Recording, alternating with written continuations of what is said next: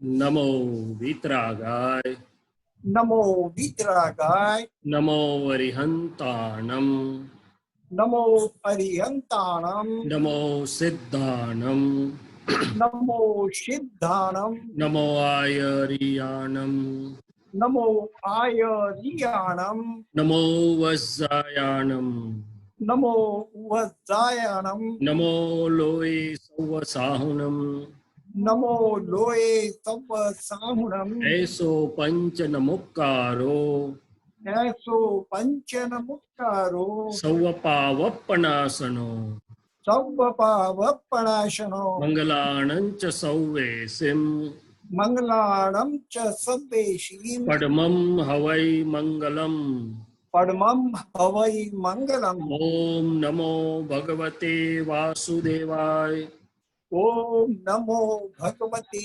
वासुदेवाय।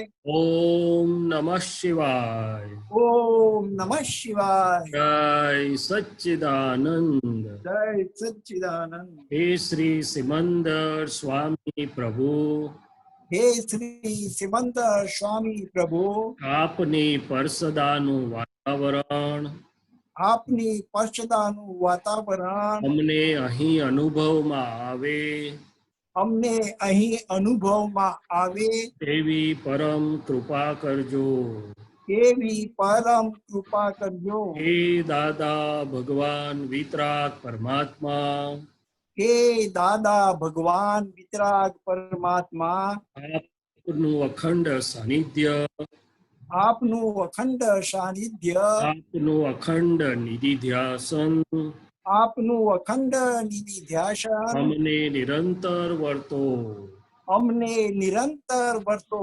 हे दादा भगवान હે દાદા ભગવાન અમને સૌને અમને સૌને શુદ્ધ ઉપયોગ પૂર્વક શુદ્ધ ઉપયોગ પૂર્વક આપના અંતર આશય મુજબ આપના અંતર આશય મુજબ સત્સંગ સ્વાધ્યાય કરાવો સત્સંગ સ્વાધ્યાય કરાવો।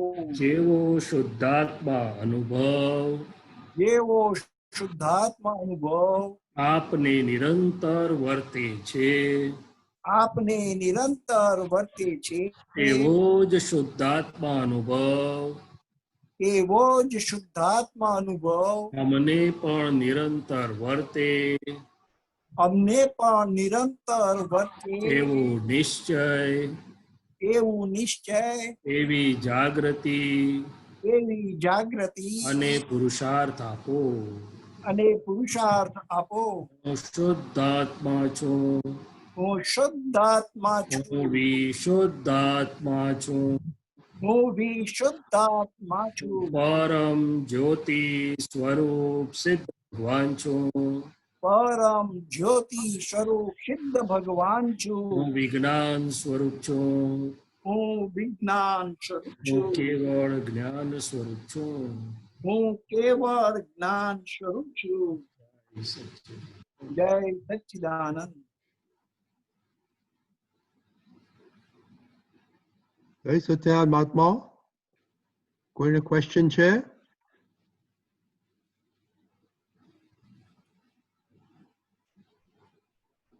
મહાત્માઓ આપણી સત્સંગ સ્વાધ્યાય યાત્રા આગળ ચલાવો। હા ચાલો, ક્વેશ્ચન છે આપણે બંકિમભાઈનો। બોલો બંકિમભાઈ। જય સચ્ચિદાનંદ। જય સચિન। આપતા સૂત્ર 2591 ઉપેય પ્રાપ્ત થયું એટલે ઉપાય કરવાના રહ્યા નહીં। જી ઉપાય કરવાથી આત્માનું જ્ઞાતાપણું જતું રહે, એટલે ખરો લાભ જે પ્રાપ્ત થવાનો હશે તે જતો રહેશે। આટલું ટેન્શન આવ્યું, આટલું ટેન્શન વધ્યું, હવે પાછું જતું રહ્યું। એ જ્ઞેયો તરીકે જોજો કરી અને જ્ઞાતા તરીકે રહેવાનું, અને ઉપાય કરશો તો ઠંડક રહેશે। બરોબર। તો ઉપાય અને ઉપેય અનંતકાળથી આપણને જ્યાં સુધી આ અદ્ભુત વિતરાગ વિજ્ઞાનની દ્રષ્ટિ મળી નથી અને ખુલ્લી નથી થઈ ત્યાં સુધી આખું જગત ઉપાયોમાં જ પડેલું હોય. જગત રિલેટિવ સુખ દુઃખના ઉપાયમાં પડ્યું હોય. આપણે કેટલાક જીવો આત્મા પ્રાપ્ત કરવાના ઉપાયમાં પડેલા હોય. પરંતુ દાદા ભગવાને જ્ઞાની પુરુષે જ્યારે દ્રષ્ટિ ખુલ્લી કરી આપે છે ત્યારે ઉપેય પ્રાપ્ત કરવાની વસ્તુ સીધી આપણને પ્રાપ્ત થઈ એટલે કે આપણે એમાં બેસી ગયા કે હું ચૈતન્ય ઘન સ્વરૂપ એવો શુદ્ધાત્મા જ છું. અને જ્યારે આપણને ભાન અને સ્વાદ આવવા માંડ્યો એમાં જ બેસી ગયા તો પછી હવે આપણો પોતાનો સ્વભાવ શુદ્ધાત્મા સ્વભાવ એ જોવા જાણવાનો એટલે કે સહજ સ્વભાવ છે. એમાં એને વ્યવહારની ભાષામાં કરવા પણ એટલે કે ઉપાય પણ નથી.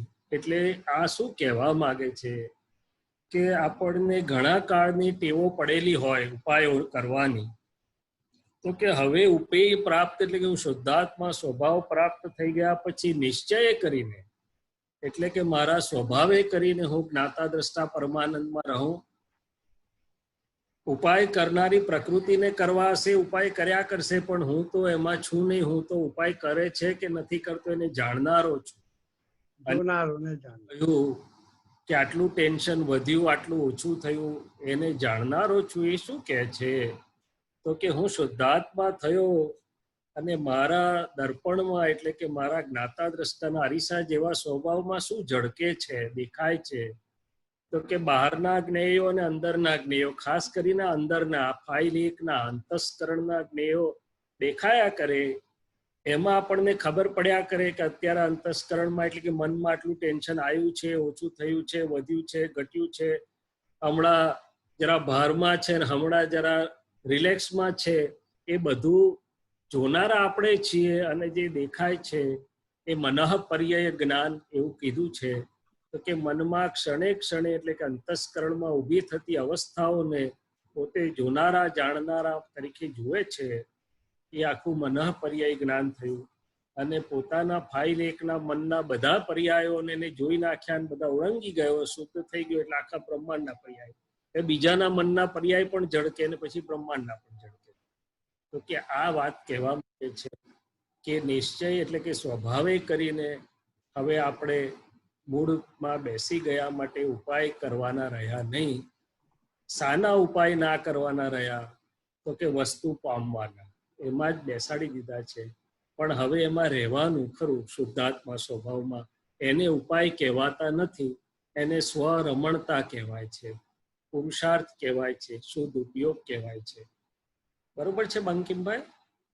હા બરાબર છે. પણ પેલું જ્ઞાતાપણું જતું રહે ઉપાય કરીએ તો એ શું સૂચવે? એને ઉપાય નથી કહેવાતો, એને ઉપયોગ પુરુષાર્થ કહેવાય છે. શું કહેવાય છે? ઉપાય વ્યવહારની ભાષામાં કહેવાય છે. વ્યવહારથી જે ઉપાયો કરવાની ટેવ પડેલી એના માટે ઉપાય શબ્દ છે. આના માટે ઉપયોગ શબ્દ છે. શું છે? યોગ પુરુષાર્થ. શુદ્ધ ઉપયોગમાં આવી જઈએ, સ્વભાવ ઉપયોગમાં એટલે જ્ઞાતા દ્રષ્ટા થઈ ગયા, ચુકાયું, જાણ્યું, પાછું ગૂંઠવાઈ ગયું. દાદા ભગવાન દાખલો આપતા હતા કે આપણે આ રૂમમાં દાખલ થયા અને અંધારું થયું હોય તો અંધારામાં એમાં હાથ કરીને લાઇટની સ્વિચ પર હાથ પડે તરત જ લાઇટ થઈ જાય. વાર કેટલી લાગે? આપ જેને ઉપાય કહો છો એ રિયલની ભાષામાં, પુરુષાર્થની ભાષામાં એને ઉપયોગની ગોઠવણી કહેવાય છે. શું કહેવાય છે? ઓકે.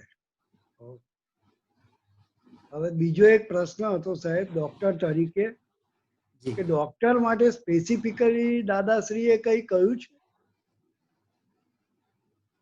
ડોક્ટર એ નામધારીની એક ભૂમિકા છે આ ફાઇલ નંબર 1 ની. ડોક્ટર માટે જે કહ્યું છે એમાં વ્યવહાર ધર્મથી વાત કરું કે શૈલેષભાઈ દાદાને પૂછેલું 82-83 1983 કે દાદા દવાખાનું ખોલવાનો ઉદય દેખાય છે સામે, એમ તો રહેવું ને શું કરવું? એટલે દાદાએ એક જ દોઢ કે 2 જ વાક્ય કહેલા. એ વાત થઈ છે કે ભાઈ આપણે એવું રાખવું કે આમ સામેવાળાને ઠંડક થઈ જાય. શું થઈ જાય? એમાં બધો બોધ આવી ગયો કે જે નિમિત્ત ભૂમિકા ભાગમાં આવી છે તો એ સામેવાળાના દુઃખ દૂર કરવા માટે અને સુખ કરવા માટે આવેલી છે. એ ધર્મ નભાવી જાણો નિકાલી ભાવમાં. બાકી તો હું શુદ્ધાત્મા છું તો ડોક્ટર શું કરે છે ને જોનારો ને જાણનારો છું. એ ડોક્ટર થઈ જાય છે કે પછી નથી થઈ જતો? એટલે હું જોનારો ના રહું તો પછી હું ડોક્ટર થઈ જાઉં એમ. એટલે એની ભૂમિકા કરે ને હું શુદ્ધાત્મા ભાવે ને જોઉં અને જાણું. અને ખાલી દર્દીને જ જુએ છે કે દર્દીમાં શુદ્ધાત્મા પણ જુએ છે? ખાસ તો અહીંયા વ્યવહાર ભાવની કિંમત છે. એટલે શૈલેષભાઈને પછી થોડુંક આવડ્યું તે આ ભાવના દાદાની રાખવાની કોશિશ કર્યા કરે ને બીજી પ્રાર્થના કરે કે હે દાદા ભગવાન, અને આ પેશન્ટની અંદર રહેલા હે શુદ્ધાત્મા ભગવાન, આ શૈલેષના નિમિત્તે બધાને ઉત્કૃષ્ટ પરિણામ પ્રાપ્ત થાય અને કોઈને કોમ્પ્લિકેશન ના થાય એવી આપ કૃપા કરજો. પછી બાકીનું કામ દાદા સંભાળે. અને આપણે મહાત્મા થયા છીએ એટલે બહુ વાંધો ના આવે, પણ છતાં અંદર જાગ્રત રહેવાનું. કારણ કે દાદાએ વ્યવહાર ભાષામાં ચેતવેલા ખરા કે રૌદ્ર ધ્યાન ને હાર્ડ રૌદ્ર ધ્યાન ના થાય. હવે આપણને ધ્યાન ના હોય પણ પરિણામ હોય તે કે એ વળી પાછું શું છે? પેશન્ટ આવે અને મને કહે કે ભાઈ સાહેબ મારી પાસે આટલા જ પૈસા છે અને તમે ઓપરેશન મને કરી આપો ને. હવે મેં જે માર્ક માર્યો હોય આંકડો મનમાં એનાથી ઓછો હોય, તારે જો હું એને પ્રકૃતિ આનાકાની કરે અથવા હલકું આપે કે હલકો લેન્સ નાખે તો એને ચેતવવાનું, ત્યાં ચેતવાની જરૂર ખરી. આ ડોક્ટરને માટેની એક વધારાની રેડ ફ્લેગ દાદાએ ઇનડાયરેક્ટલી આપેલો છે ખરો. શું કરેલું છે? ના, પણ આપણે તો એક જ ક્ષેત્રના છે એટલે એમાં જે માલ પ્રેક્ટિસ ના જે બધા દ્રષ્ટાંતો ધ્યાનમાં છે એને અનુલક્ષીને કઈ કીધું છે? ધારો કે ખોટા સિઝેરિયન થાય છે, પછી ખોટા હાર્ડ રૌદ્ર ધ્યાન મેં તમને એક જ શબ્દમાં કહી દીધું. એમાં વિસ્તૃત દાદા તો વૈજ્ઞાનિક હતા. એના તો 2 શબ્દમાં આખું ત્રિકાળનો સિદ્ધાંત ખુલી જાય. શું ખુલી જાય? એટલે દાદાએ ચોખ્ખું કહેલું કે ખોરાકની અને દવાની વસ્તુઓમાં ભેળસેળ કરવી એટલે કે ન કરવાનું કરવું એ પાશ્વી વૃત્તિઓ છે, હાર્ડ રૌદ્ર ધ્યાન છે. પરિણામ હવે સમજી જવાનું. હવે મહાત્માઓને મોટા ભાગે એવું ના હોય, પણ છતાંય કઈ નાનું મોટું હોય તો જોઈ લેવાનું. રાઈટ. જય સચ્ચિદાનંદ. જય સચ્ચિદાનંદ. જય સચ્ચિદાનંદ. મનીષાબેન. જય સચ્ચિદાનંદ. શૈલેષ આનંદજી જય સચ્ચિદાનંદ. પ્રણામ. આપણે આ સ્વરૂપ માટે જ્ઞાન વાક્યો અલગ અલગ બોલતા હોઈએ છે કે હું કેવળ જ્ઞાન સ્વરૂપ છું, હું ચૈતન્ય ઘન વિતરાગ વિજ્ઞાન સ્વરૂપ છું, કે હું પરમ જ્યોતિ સ્વરૂપ સિદ્ધ ભગવાન છું. તો એ શું અલગ અલગ દશાના સૂચક છે કે એ શું છે? અલગ અલગ કે એક જ છે? 2 વાત છે કે હું શુદ્ધાત્મા છું. એ શુદ્ધાત્મા સ્વરૂપ દ્રવ્ય અને ગુણધર્મો એ કરીને અનંત ગુણો વાળું છે. પણ એ અનંત ગુણોનો અનુભવ, એનું દર્શન, સમજ અને એનો અનુભવ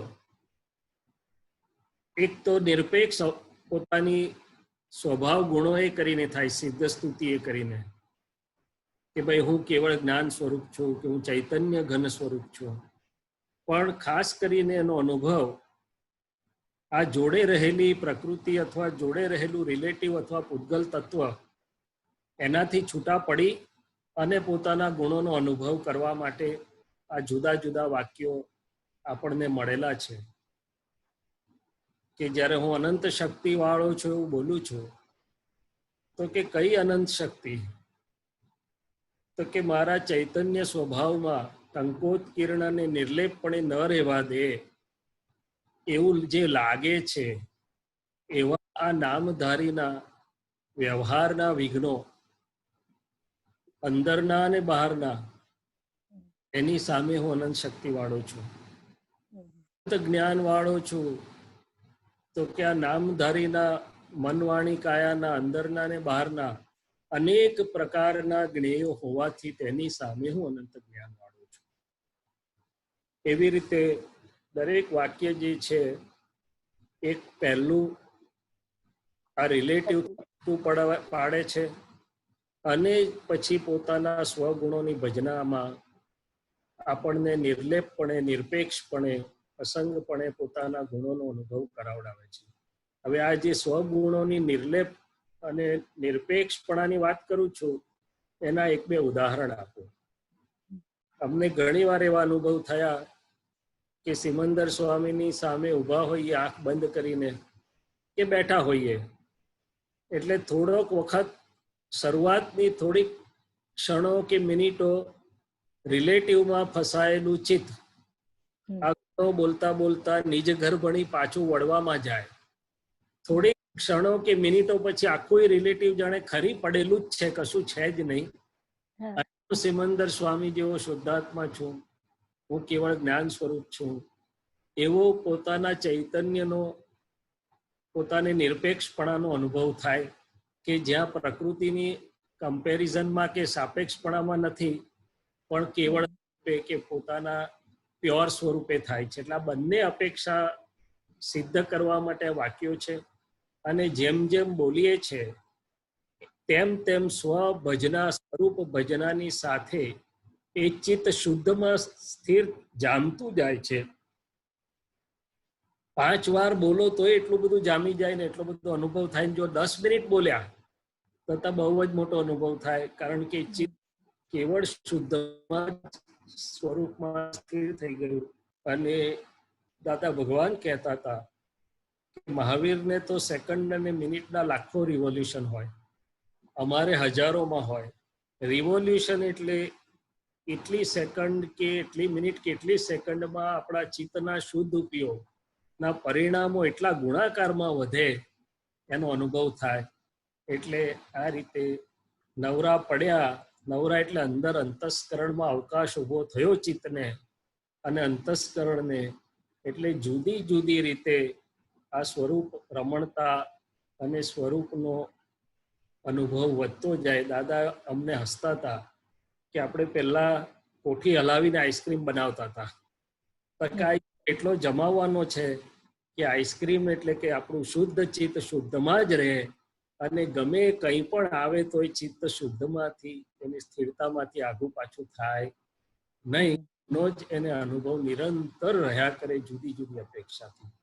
એટલે દશા તો શુદ્ધાત્મા દશા જ છે અને વ્યક્ત થવા માટે આ જુદી જુદા વાક્યોએ જુદા જુદા ગુણધર્મોનો અનુભવ કરાવતું કરાવતું આપણને સર્વાંગીપણા તરફ લઈ જાય છે. બરાબર. જેમ કે રિલેટિવમાં બાધા પીડા વાળો સંયોગ હોય તો આપણે બોલીએ છીએ અવ્યાબાદ સ્વરૂપ છું, એની સામે મૂકીએ છીએ. તો આ જે છે વાક્યો એમાં કશું સામે નથી, પણ હું આ જ છું એવું જે લાગે છે. એટલે મેં કહ્યું કે બેઉ અપેક્ષા છે. હા, અપેક્ષા નિરપેક્ષ છે અને નિરપેક્ષ એટલે કે નિરાલંબપણે પણ છે. હવે અહીંયા વાત કરી તો મને દાદાની દશા યાદ આવી. દાદા કહેતા હતા કે અમે નિરાલંબ છીએ. શું છીએ? મારો શુદ્ધાત્મા અનુભવ એવો સ્પષ્ટ છે કે એને કોઈ અવલંબનની જરૂર નથી. નિરાલંબપણાનો અમને અનુભવ છે. આપણને આ ભજના ધીરે ધીરે નિરાલંબ તરફ લઈ જનારી છે. બરાબર, સુંદર. એટલે આપણને પુરુષાર્થમાં આ ભજના બહુ જ હેલ્પ કરે, નહીં? હા, મારા માટે આ ઇન્સ્ટન્ટ પાવરફુલ ચાર્જિંગ પ્રોસેસ છે. ચાર્જિંગ પ્રોસેસો જ છે દાદાના બધા જુદા જુદા પ્રયોગો. બરાબર. પણ બહુ ઝડપથી, બહુ ઓછા સમયમાં, બહુ સારી રીતે પોતાનામાં આવી જવું હોય તો સિદ્ધ સ્તુતિના ગુણ. એટલે જ શૈલેષભાઈ ગમે ત્યાં સત્સંગની શરૂઆતમાં કે આમ કે તેમ કે ગમે ત્યાં પણ 2-4 વાક્ય પણ બોલાઈ જાય છે એનાથી. બરાબર. એ બોલાયું ને એના આધારે જ આ પ્રશ્ન તાબડતોબ ઊભો થયો.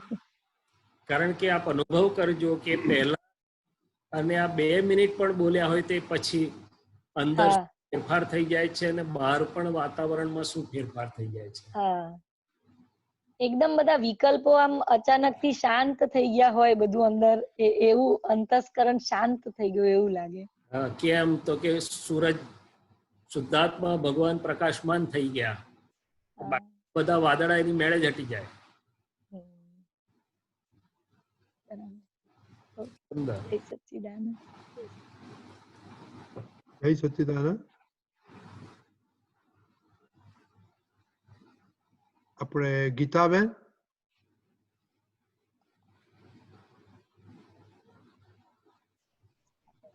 જય સચ્ચિદાનંદ સાહેબજી. આ જય શ્રી હાજી.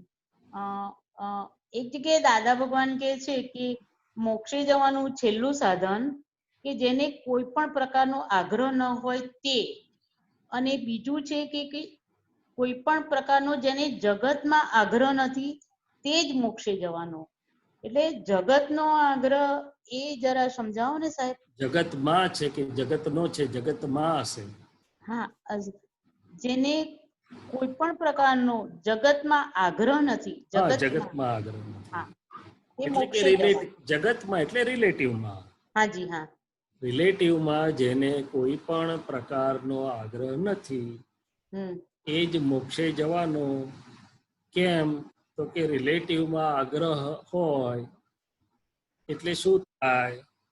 રસ્તામાં ઉભો રહી ગયો, રસ્તામાં ઉભો રહી જાય તો સ્વસ્થ એટલે સ્વમાં ના રહી શકે, સ્વમાં ના રહી શકે. શુદ્ધાત્માનો સ્વભાવ કશે પકડવાનો નથી, પકડાવાનો પણ નથી. એનો સ્વભાવ જોવા જાણવા માત્રનો છે. જે આગ્રહ છે આપણી બિલીફ છે કે હોય તો સાચું કહેવાય, આમ હોય તો ખોટું કહેવાય, યોગ્ય કહેવાય, આમ હોય તો અયોગ્ય કહેવાય. એવી આપણી બધી માન્યતાઓ છે જે આપણે વ્યવહારમાં ભેગી કરી છે. એ છે એવું કહેવા માંગતા નથી. વ્યવહાર તારો ભલે, પણ એને પકડવાની જરૂર નથી, આગ્રહ કરવાની જરૂર નથી. કારણ કે દરેકની વ્યવહાર માન્યતાઓમાં થોડો થોડો ફરક હોય. આપણા તપાસ કરીએ તો આપણા ઘરના જેટલા મેમ્બરો હોય એની માન્યતાઓમાં ફરક છે કે સરખી જ છે? ના, ફરક છે સાહેબ. હા, બીજો શૈલેષ મને અરીસામાં જ જોવા મળે, બીજે ક્યાંય પણ જોવા મળતો નથી. તો મારે બીજો શૈલેષ મળે એવો આગ્રહ રાખવો એ કેટલો યોગ્ય છે?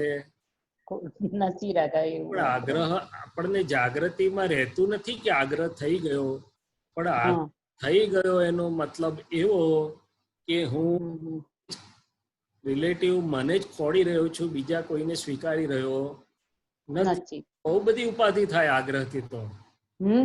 તો બહુ જાડું સ્ટેશન છે. શું છે? બહુ જાડું છે. રહ્યા પછી તો બહુ સ્ટેશનો છે. હા, એ તો છે જ. એ સ્ટેશનો કયા? હવે તો હા હા, કહો. તમે બોલતા હતા એટલે હું ઉભો થઈ ગયો. તમારે કશું કેવું છે એમ કરી? ના, આપ કહો, કાંઈ વાંધો નહીં, બોલો. તો કે આગ્રહ જતો રહે છે, પછી ઘણા સ્ટેશનો આવે તો કયું સ્ટેશન આવે? તો કે પહેલા સ્ટેશન પર તો હજી અંદર આગ્રહ છે, પણ બહાર મહાત્મા છું એટલે હવે બોલવું નથી એમ કરીને અંદર, પણ અંતરમાં સમાધાન નથી થયું. પછી આગળ જાય છે એટલે સમાધાન રહે છે કે everybody is correct by his or her own view point.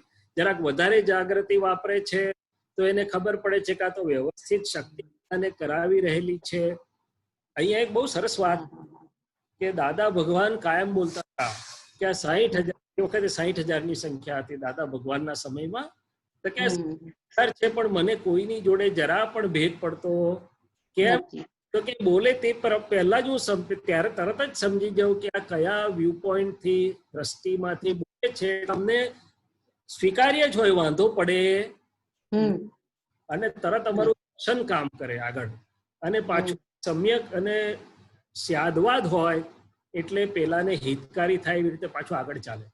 આપણે તો આગ્રહ છે એટલે વાંધો પડે છે એ વાંધો સમાવતા સમાવતા કેટલોય ટાઈમ નીકળી જાય, કેટલોય પુરુષાર્થ કરવો પડે, અંદરે મથવું પડે. મનને સમાધાન આપતા આપતા તો તપ થઈ જાય, બરોબર થઈ જાય. ચાલો એ આપી દીધું. પછી આગળની ભૂમિકા આપણને દેખાય છે કે આ દરેક જીવો જે દ્રષ્ટિબિંદુ એટલે કે કુદરતી રચનામાંથી આવેલા છે, દરેક પ્રવાહ જુદો, ભૂતકાળ જુદો, વર્ત અને ભવિષ્ય, એનું ડેવલપમેન્ટ, એના ક્ષયોક્ષમ ઉદયો જુદા, અને પછી વ્યવસ્થિત શક્તિ કરાવડાવે છે તે કુદરતી રચના છે. એટલે આપણે બાધા કે આગ્રહનો તો સવાલ આવે જ નહીં, પણ એની વાતમાં પ્રેમપૂર્વક આપણે દૂધમાં સાકરની જેમ આગળ ચાલી શકાય અને પાછું આપણું દર્શન સ્યાદવાદમાં પરિણમે. એટલે કે શુદ્ધ પ્રેમ અને સ્યાદવાદ સહિત હિતની દ્રષ્ટિએ ગાડી સુમેળથી આગળ ચાલે. હવે આપણે મહાત્માઓએ તપાસ કરવાની કે આપણે કયા સ્ટેશન પર ઉભેલા છીએ. બરોબર છે. ઘણો ખરો સમય આપણે અંદર માંડ સમાધાન આપીએ છીએ. ફાઇલ એકને શું કરીએ છીએ? તીવ્ર આગ્રહની વાત આવી ગઈ ને, તીવ્ર આગ્રહ કે આવું હશે યાર, તો પછી તો મિયાભાઈના ઘોડા જેવું એને કાઢીને આગળ લઈ જતા જતા તો બહુ એને અચાવવું પચાવવું પડે ને, અટકણ કહેવાય છે. અને જો પ્રેમની દશા આવી ગઈ તો પછી બહુ સરસ થઈ ગયું. દાદા ભગવાન પાસે આટલા બધા આપણે હતા અને બધાય ગાડિયા જેવા જ હતા, કચરો તો પાર વગરનો, છતાં દાદાને કોઈની જોડે વાંધો તો ઠીક, પ્રેમે ઓછો નથી થયો. સાચી વાત છે, એકદમ સાચી વાત છે. તો આપણે ત્યાં જવાનું છે. શું કરવાનું છે?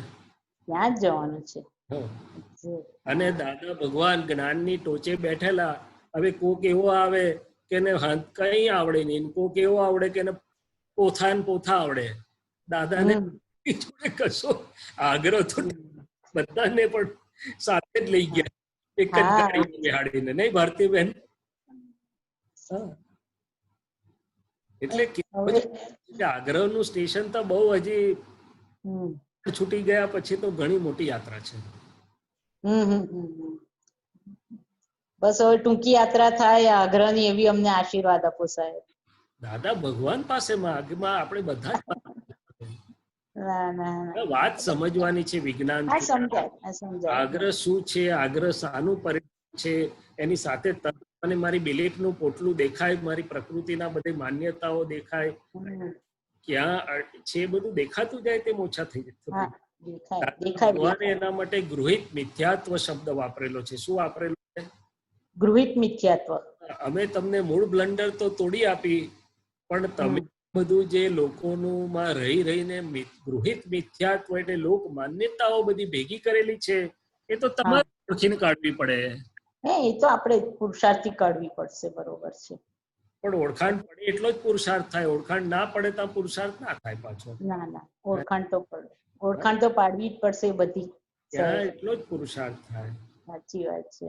તો આપણે આમ ઘણી આપણે એમ અત્યારે એવું લાગે કે અમુક એવા આગ્રહો બધા હવે છૂટી ગયા છે, એવું અંદરથી એવું દેખાય થોડું કે હવે બધું એટલા આગ્રહ નથી પકડાતા, જવા દઈએ, લેટ ગો કરીએ, એવું બધું કર્યા કરીએ છે સાહેબ. હવે લેટ ગો કરવું પડે છે, માટે આગ્રહની સૂક્ષ્મ હાજરી છે.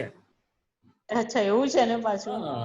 દાદા ભગવાને કહ્યું તાયું તેને કહેવાય કે યાદે ના આવે ને કોન્શિયસ કશું હોય જ નહીં, ત્યાં ખરી પડી હોય.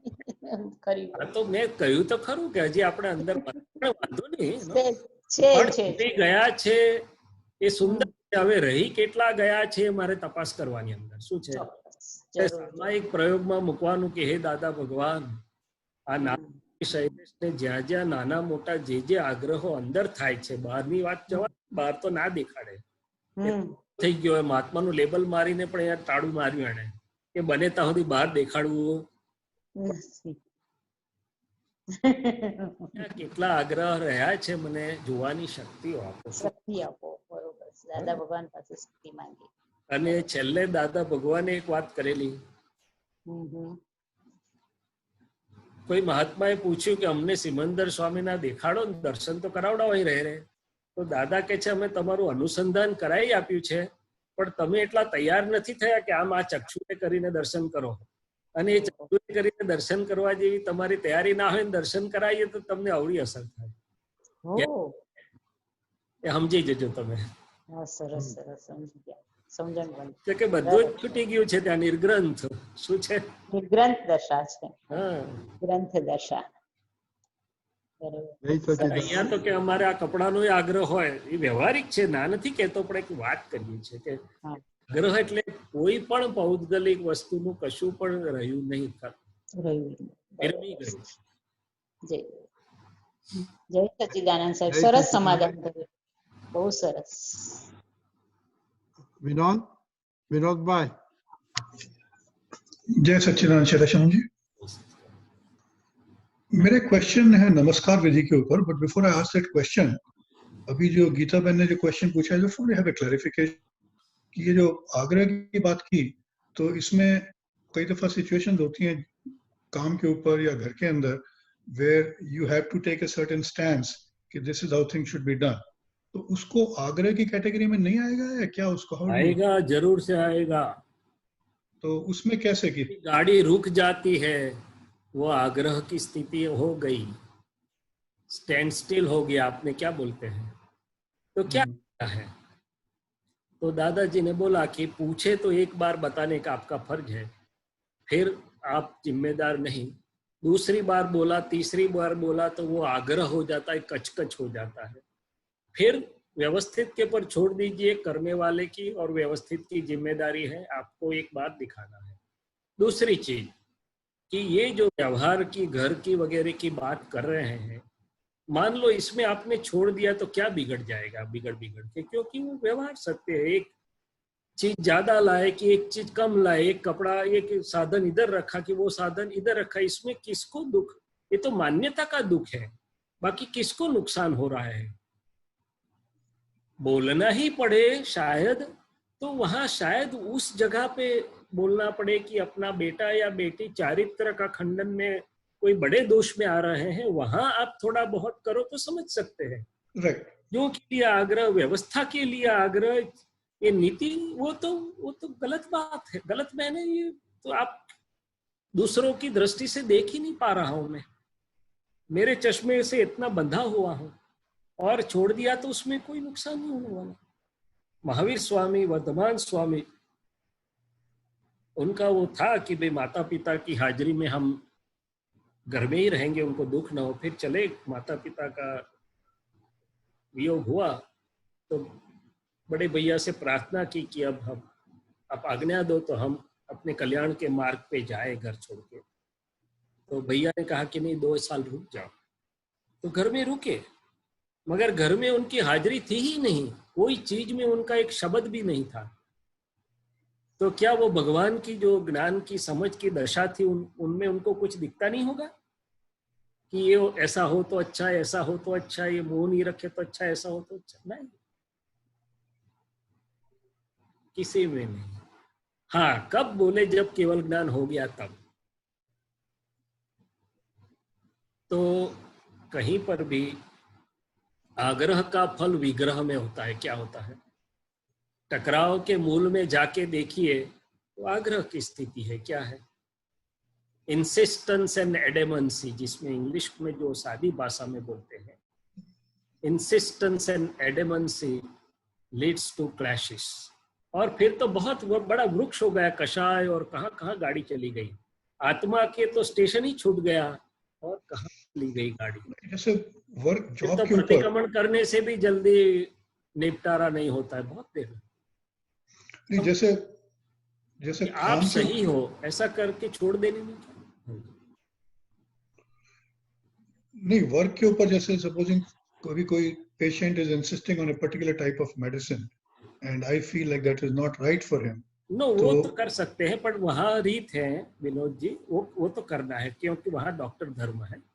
पेशेंट के हिसाब से, मगर धीरे से, प्यार से, मगर मक्कमता से बोल सकते हैं कि भाई, राइट, यदि आप डॉक्टर हैं तो मेरी तो जरूरत नहीं होगी, और यदि मेरे पास आते हो तो मेरी कुछ जिम्मेदारी भी तो बनती है कि जानते हुए तो मैं आपको पॉइजन नहीं दे सकता हूँ.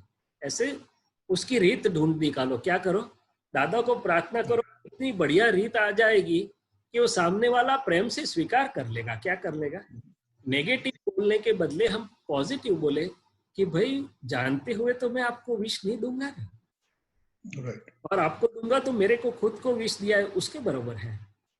इसलिए मुझे क्षमा करिए, आपका हित वही मेरा हित है, आप और हम भिन्न नहीं है।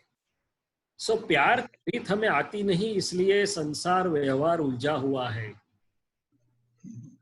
आग्रह में अहंकार का उपयोग होता है या प्रेम स्वरूप का उपयोग होता है, वो देख लीजिए। वहां वो आग्रह देता है, जहाँ प्रेम का व्यवहार है वहां अहंकार गैर हाजिर होता है, अभेदता होती है, तो फिर वो आग्रह नहीं रहता है। दादाजी का एक आप्त सूत्र है, आग्रह अहंकार की फोटो है। क्या है? आग्रह अहंकार की फोटो है। हाँ, तो अहंकार नहीं। हाँ, वो बात सही है कि जानते हुए हम उसको उसके रीति से दबा नहीं दे सकते, मगर रीत बदल देते हैं ना, समझा के, प्रेम से। जी।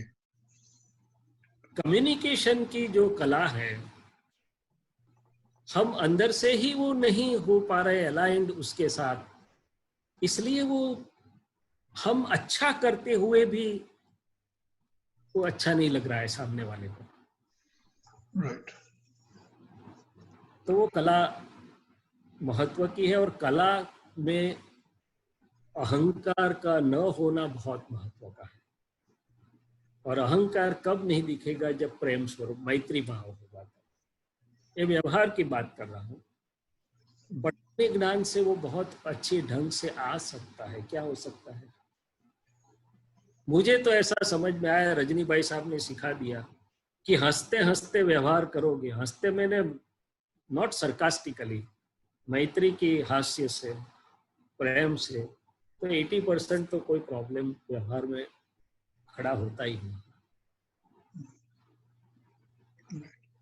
दूसरा मेरा जो क्वेश्चन था, ये जो नमस्कार विधि में बोलते हैं कि प्रत्यक्ष दादा भगवानी, तो इसको कहने का क्या तात्पर्य है? और एग्जैक्टली मतलब ये सुना है कि भी जो है दादा कि सिमंदर स्वामी से डायरेक्ट सांदा नहीं जुड़ा है तो दादा भगवान की साक्षी में, लेकिन उसका एग्जैक्ट मीनिंग और तात्पर्य क्या है? उसको जब हम बोलते हैं तो क्या हमारे भाव में होना चाहिए? मेरी समझ में दो चीज है कि नमस्कार विधि के पहले जो 4 वाक्य है, स्वामी ओम परमेष्ठी, पंच परमेष्ठी और विहरमान तीर्थंकर, प्रत्यक्ष दादा भगवान की साक्षी से नमस्कार दादाजी ने करवाए।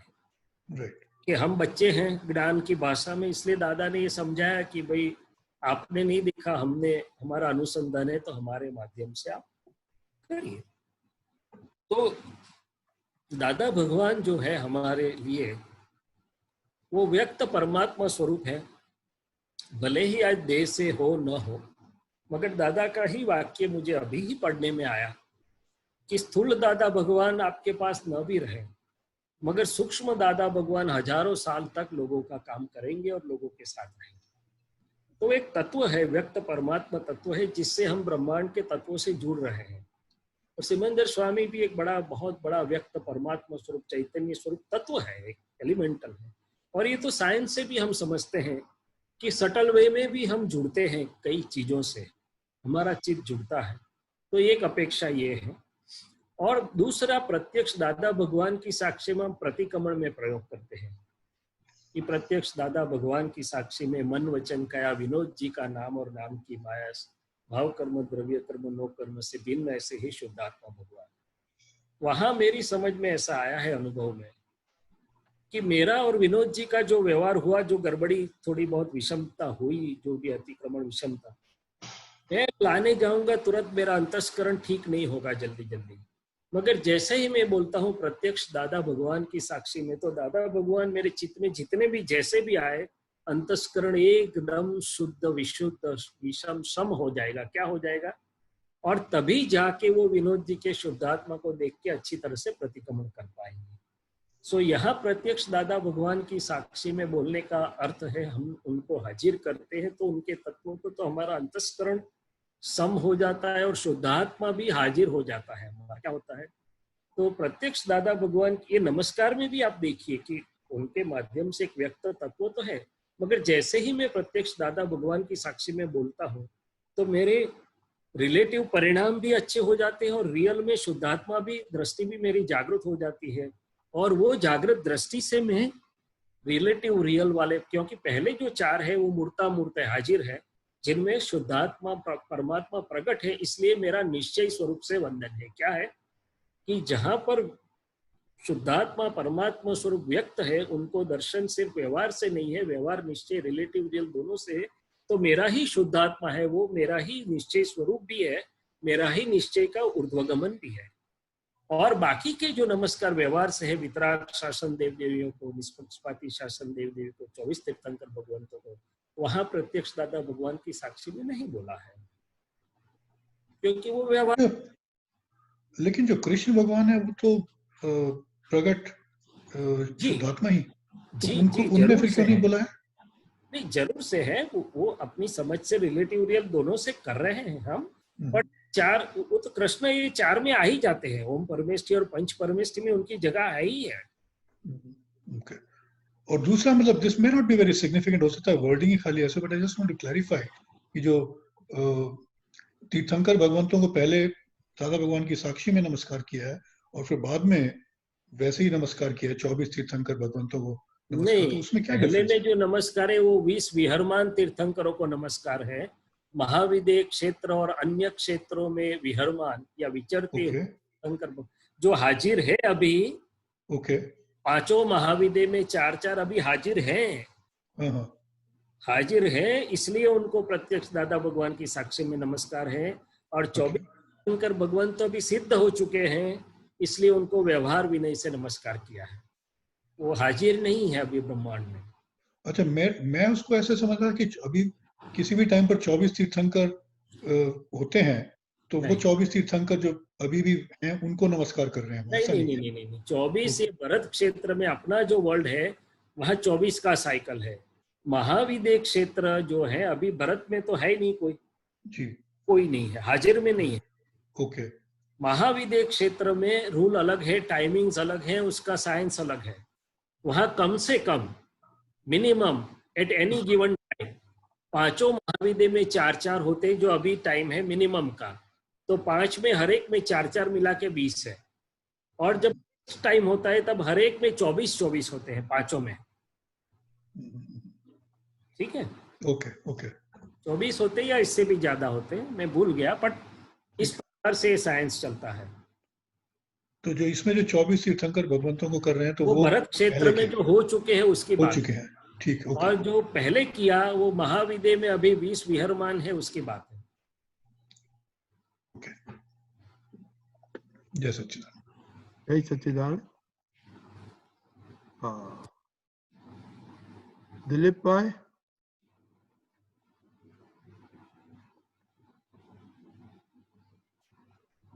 દિલીપભાઈ ના 2 સૂત્રો છે. દિલીપભાઈ, હા, એ જરૂર. સૂત્રો છે હું સ્ક્રીન ઉપર મૂકું છું. હા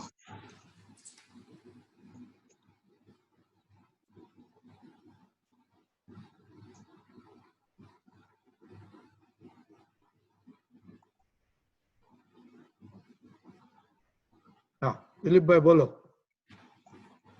હા આ દાદા ભગવાનનું આપતા સૂત્ર છે 3360 વંચાય છે શૈલેષાનંદજી? હા, વંચાય છે. હું વાંચું અને વાત કરું. સ્પષ્ટ ક્યારે થાય? સંસારી સંગ પ્રસંગ ના થાય ત્યારે. સંસારી સંગનો વાંધો નથી, પ્રસંગનો વાંધો છે. આ દેહનો સંગ જ ભારે પડી ગયો છે, તે પાછો પ્રસંગ ક્યાં કરવા જઈએ. બહુ જ મોટી મહત્વની વાત છે કે પુરુષાર્થની શ્રેણીમાં જ્યારે આપણે દાદાને પ્રાર્થના કરીને આગળ વધીએ અને જાગૃત થઈએ, અને જાગૃત ક્યાંક નથી, હજી તો ઓળખાણ નથી પડતી, ત્યાં દાદાએ આ રીતે જુદી જુદી રીતે આપણને સમજાવીને જાગૃત કર્યા છે. સંગ એટલે નોર્મલ, તો દાંતમાં છું અને આ નામધારી ફાઇલ 1નો સંગ એ તો મને કુદરતી છે, અને ફાઇલ 1ને જે વ્યવહારમાં બીજી ફાઇલોનો સંગ કે સંજોગોનો સંગ થાય, એ ફાઇલ તરીકે તો જરૂર આવશ્યક છુટકારો જ નથી, એનો એટલો વાંધો નથી. પણ પ્રસંગ એટલે કે વધુ પડતો સંગ, વિશેષ સંગ. આ દિલીપભાઈ તો મને બહુ વહાલા. 4 દિવસ એમની જોડે વાત ના કરું તો મને ગમે નહીં, એમની જોડે બેસું તો મને ઉઠવાનું મન થાય નહીં, અથવા તો આને દીઠું ગમે નહીં. તો કે સંગમાં જે વિશેષતા થઈ ગઈ પ્રસંગ, પ્રસંગ આપણી પ્રકૃતિમાં ઘણી જગ્યાએ છે. જો તમે, હા એ હું આવું છું દીપક આનંદજી, 3362 પર પણ આવું છું. પણ આ પહેલી વ્યવહારથી વાત કરું છું, કારણ કે દાદાના મોઢે આ સાંભળેલી છે. દાદાએ કહ્યું છે કે આ વ્યવહારમાં કેવી રીતે રહેજો, તો કે જાડીએથી જય શ્રી કૃષ્ણ એટલે કે સંઘ સુધી ની વાત કરી છે. પ્રસંગ જ્યાં થશે, હું વ્યવહારની પ્રકૃતિનો પણ પ્રસંગ જ્યાં થાય છે આપણને, એ પ્રકૃતિની જોડે આપણા એટેચમેન્ટ ડિટેચમેન્ટના વ્યવહારો એટલે કે ફાઇલના સંભાવથી નિકાલનું ઇમ્બેલેન્સ થાય છે. જોતે ત્યાં શુદ્ધાત્મા જોવાનું ચૂકી જવાય છે, ત્યાં સમભાવ ચૂકી જવાય છે. એટલે ત્યાં પણ એક ચેતવા જેવું છે. અને પછી એની માઇન્યુટનેસમાં, સૂક્ષ્મતામાં ગયા છે કે ક્રોધમાન માયા લોભ પોતાના ડિસ્ચાર્જ ભાવના ઊભા થાય તે સંગ, અને સામાના નિમિત્તે ઊભા થાય તે પ્રસંગ. સામો એટલે મેં જે વાત કરી એમાં જ ગયા આપણે, કે જ્યાં પ્રસંગ પડ્યો એ ગમાથી પડ્યો કે અણગમાથી પણ પડ્યો, બેવ રીતે પડ્યો. તો ક્રોધમાન માયા લોભ મને બહુ ગમતા હોય તો એ રાગનો ડિસ્ચાર્જ, રાગનો ભાવ ઉભો થયો. દીઠે ના ગમતા હોય તો ડિસ્ચાર્જ ભાવ ઉભો થયો. અમારું નિમિત્ત છે પણ અંદર પડ્યું છે તો ઉભું થાય ને. ક્રોધમાન માયેલો પોતાના ડિસ્ચાર્જ ભાવમાં ઉભા થયા તે સંગ, અને સામાના નિમિત્તે ઉભા થાય એટલે કે નિમિત્ત છે. કોકની જોડે મારી એવો વ્યવહારમાં પ્રસંગ સ્વરૂપ થઈ ગયો છું, માટે ત્યાં ચેતજો દાદા કે છે. શું કે છે, મને તો આવું સમજાય છે. છતાં આપણે મહાત્માઓનો સ્વાધ્યાય છે એટલે બધાને પોતાના અનુભવ અંદર રજૂ કરવાની છૂટ છે. એવું મારા તરફથી હું પ્રાર્થના મૂકું છું કે બધા અંદર પોતાનો અનુભવ કહી શકે છે. એવું કઈ જરૂર નથી કે આ પ્રશ્નોત્તરી છે, આપણે અનુભવ સ્વાધ્યાય કરી શકીએ છીએ. પણ આ સમજવા જેવું છે. અને આ તો આપણા વ્યવહારમાં હજી પણ બન્યા જ કરે છે. આપણે તપાસ કરીએ તો આપણે પ્રકૃતિનું મળતાપણું હોય ત્યાં એ પ્રકારનો થોડો પ્રસંગ હોય, ને ના મળતાપણું હોય ત્યાં જુદા પ્રકારનો પ્રસંગ થાય છે. સામાન્ય ભાવે નથી રહી શકતા, વિશેષમાં જતા રહીએ છીએ. શું જતા રહીએ છીએ? અને એની અસરો પડ્યા વગર રહેતી નથી. એટલે સ્પષ્ટ વેદનની જે વાત કરી, તો કે વ્યવહારમાં બહારે જાગૃતિ અને અંદર પણ પોતાના ક્રોધમાન માયાલોભના ડિસ્ચાર્જ પર જ્યારે જાગૃતિ આટલી ઊભી થઈ, તો પછી સ્પષ્ટ રીતે હું શુદ્ધાત્મા જ છું. ક્રોધમાન માયા લોભ, ડિસ્ચાર્જ ક્રોધમાન માયા લોભ એ લઘુ ગુરુ સ્વભાવના એટલે કે વધઘટ થનારા છે. હું અગુરુ લઘુ સ્વભાવ વાળો એવો શુદ્ધાત્મા છું. ડિસ્ચાર્જ ક્રોધમાન માયા લોભથી તદ્દન જુદો, મારા સ્વભાવમાં એ આવી ના શકે એવો ટંકુ સ્વભાવ વાળો શુદ્ધાત્મા છું. પણ આ ત્યારે જ અનુભવમાં આવે જ્યારે આપણને આ પ્રસંગ અને સંઘની જાગૃતિ વર્તે ત્યારે. દીપકાનંદજી બરોબર લાગે છે હવે કે આપ કશું કહો? સંભળા, તમે મ્યુટ છો.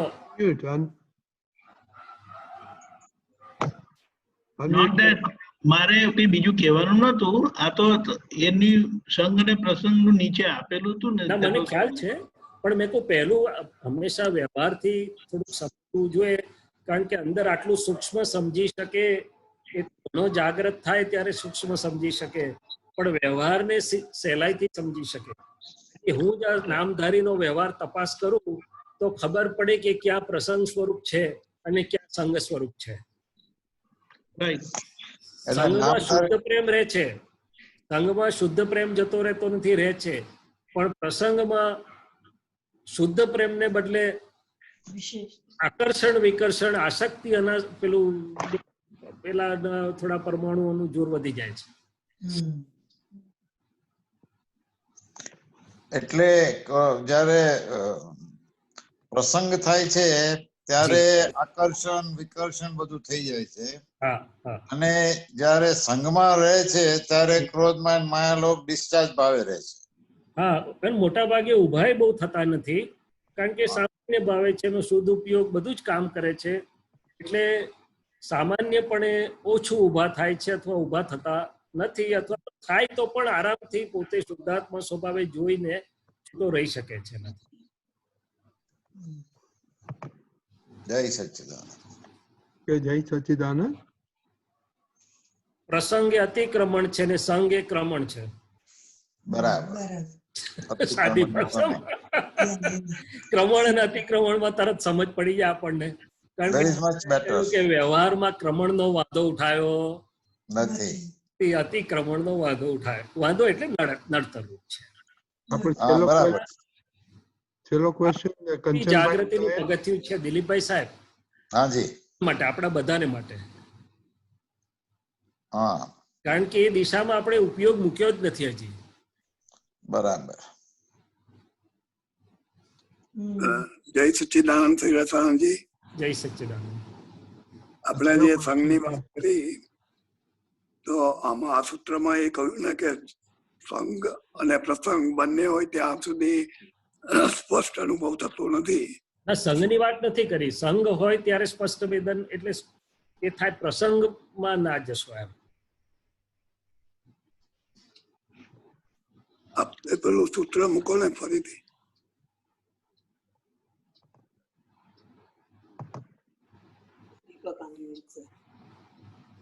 તો સંઘ નું નથી, સંઘ હોય તો એ તો નોર્મલ છે. સંઘમાં અસંગ રહી શકાય છે એમ. હા, લખ્યું છે ને સંસારી સંઘ પ્રસંગ ના થાય, એટલે કે સંઘ નો પ્રસંગમાં રૂપાંતર ના થાય એમ કે છે. અચ્છા, બરાબર બરાબર. પ્રસંગમાં ના જતા રહો એમ કહેવા માંગે છે. બરાબર બરાબર. સંઘ તો આ દેહનોય સંઘ છે ને, દેહ જેની જોડે ખાય છે, પીએ છે, ઉઠે, એટલો તો જ્યાં સુધી દેહ છે ત્યાં સુધી થોડોક સંઘ તો રહેવાનો છે. બરાબર બરાબર. આગળ આવ્યું ને, સંસારી સંઘનો વાંધો નથી, પ્રસંગનો વાંધો છે પાછળ. બરાબર બરાબર. સંઘનો વાંધો નથી, પ્રસંગનો વાંધો છે. બરાબર. જય સચ્ચિદાનંદ. જય સચ્ચિદાનંદ. ઓકે, દીપકાનંદજી અને શૈલેષાનંદજી, ટાઈમ થઈ ગયો છે. એક વિનોદ કો ક્વેશ્ચન, એક્સપિરિયન્સ નો ટાઈમ થયો. Vinod will take your last question. બોલીએ વિનોદ.